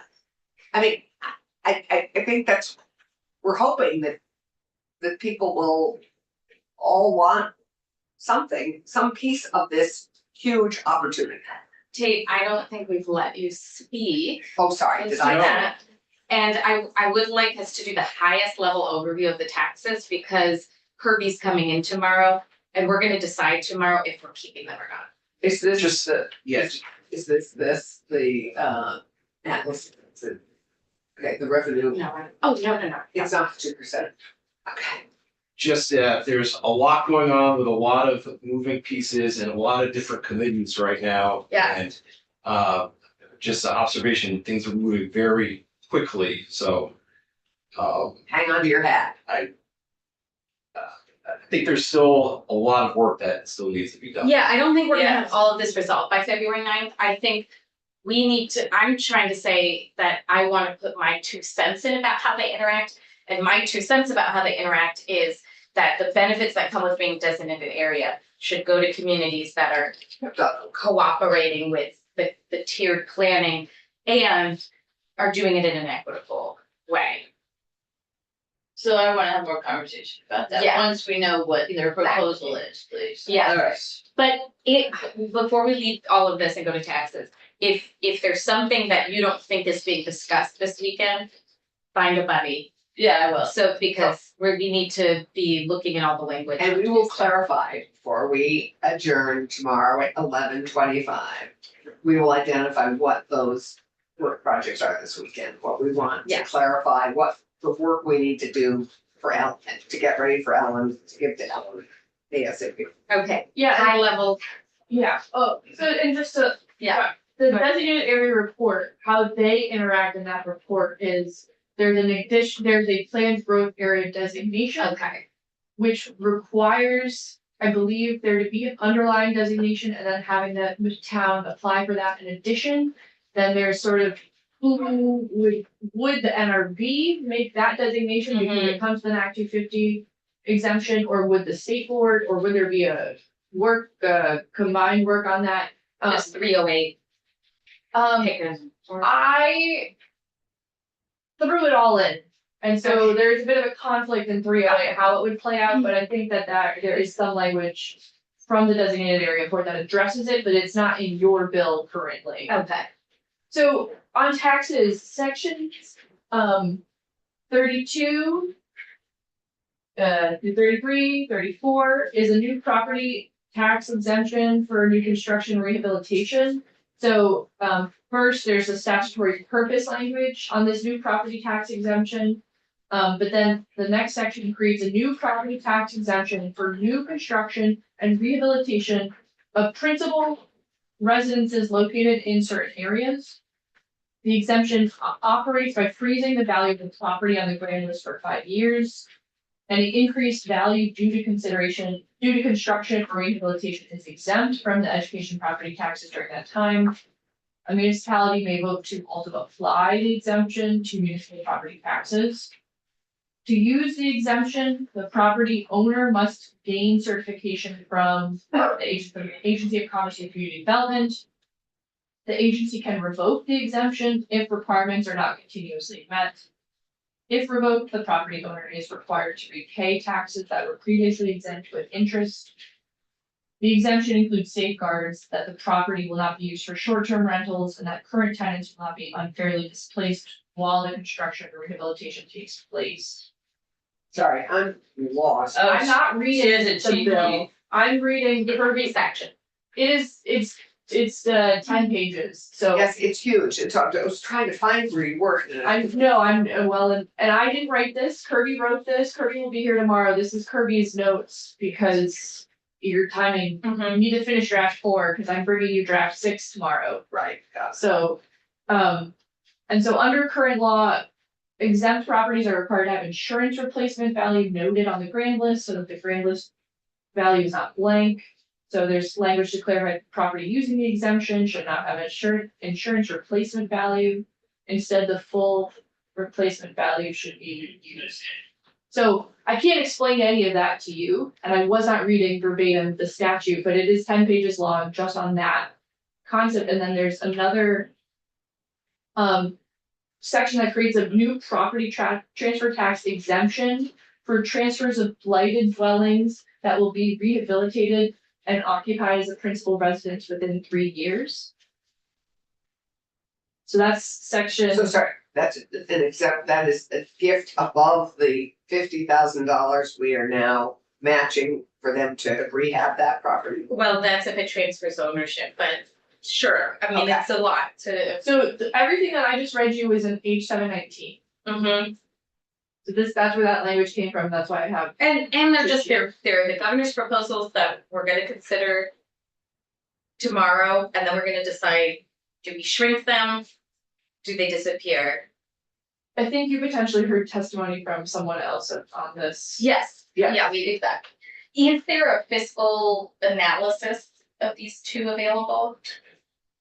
We have some estimates for both of those provisions. Okay, I think, we asked Ted to come in tomorrow, so that was about my proposal, but does that mean you come in? Do you have that or Ted? I was planning on coming. Okay, great, okay, so we'll look at the fiscal analysis of that. I am completely open to the committee taking a vote, making some kind of decision. I would like to know if it's in or out tomorrow, or we wanna work on it more. But that's a decision. I also wanna let people know, I am gonna bring forward a revenue proposal tomorrow. We are seeing a need for lots of funding to the NRB and for this process. And potentially for the RPCs. Yes, to this do- whole process. To do this. So it's a doubling of the property transfer tax. If you are not then using it as your primary residence or year-round rental.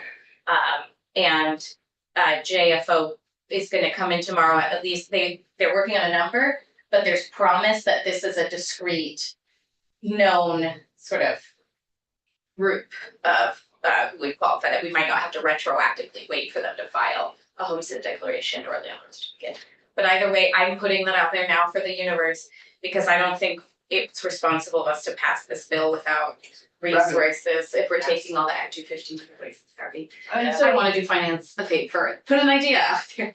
So also section 38, I didn't talk about yet, is comes language from a bill H 166. And that eliminates the limits to Vermont's income tax deduction for medical expenses, for entrance fees or monthly payments made to continuing care retirement communities. Oh, yes, thank you. To the extent that those fees It's way quiet. exceed the deductibility limits This for bill is long-term going care. to find. It is, well, it was going to finance anyway. Okay. I will say Senator Lyons asked me to put it in. It is senior housing. It is a housing issue. And if we want more things like Wake Robin that are not Wake Robin, this is That are an less area expensive. that are less expensive. This is an area where they are treated differently than other senior They, housing. yes, because they pay an entrance fee, which includes their nursing home care, whether or not they ever use the Right, nursing home, the correct. cost in the nursing home. Having worked been the marketing director for a senior housing project, nobody is doing, senior living and guaranteed nursing homes, just because Wake Robin is the one and only example, and no one is doing it now because it's not affordable. They said, we will arrange to have you transferred, Right, and, when you're unable to be in our assisted living. right. So Wake Robin is unique. Well, there's Kendall in Hanover. I mean, it's not Kendall- unique to the region. It's No, just unique to Kendall Vermont. and, I don't think they have a nurses. but- Yep. they do. Okay, do. they are Over also progressive, exempt. all the way through death. They, And then That's they have progressive. direct they don't, line that's ahead. right, and they don't take Medicaid. So We guarantee those that. All the way to are heaven. the two that don't take Medicaid payments in the state, which means they only deal with surgery. Right. But if we want a model that allows this conveyor belt of life, I think it's worth looking at, and I think we touch on it in here, understand the concept, but it's a We do kind it, of and then it question. goes to finance. Yeah, I think we've got a lot more problems with senior housing. well, okay, thank you for saying that. I did think just we send had- Ellen, Wrote another. I did just send Ellen last night, Hold on. recommendations from Molly Dugan on some senior housing oversight. On Which is the increases Yes. in cost. So we heard about generally senior housing issues. Ellen and I will discuss that further because it's probably not fully Just baked. quality and stuff, right? I've had at least They- one call, rent That's not, I That's don't, not it. basically, it's a lot of like right of first refusal to the nonprofit. Okay. There's a lot of selling and changing hands. So I think it would add quality, but it's not, I don't think any of it speaks specifically to quality, it's more to the cost. Okay. The veterans home is really good, by the way. Yes. Yeah. we Visited, Yeah. It's built on But- underground like molds. I know, I heard about. So. Did the mold build it? It molds. Oh, mold, M-O-L-D. It grows mold. Oh, Well, lots of they things. fixed it. Okay. They fix Okay. mold.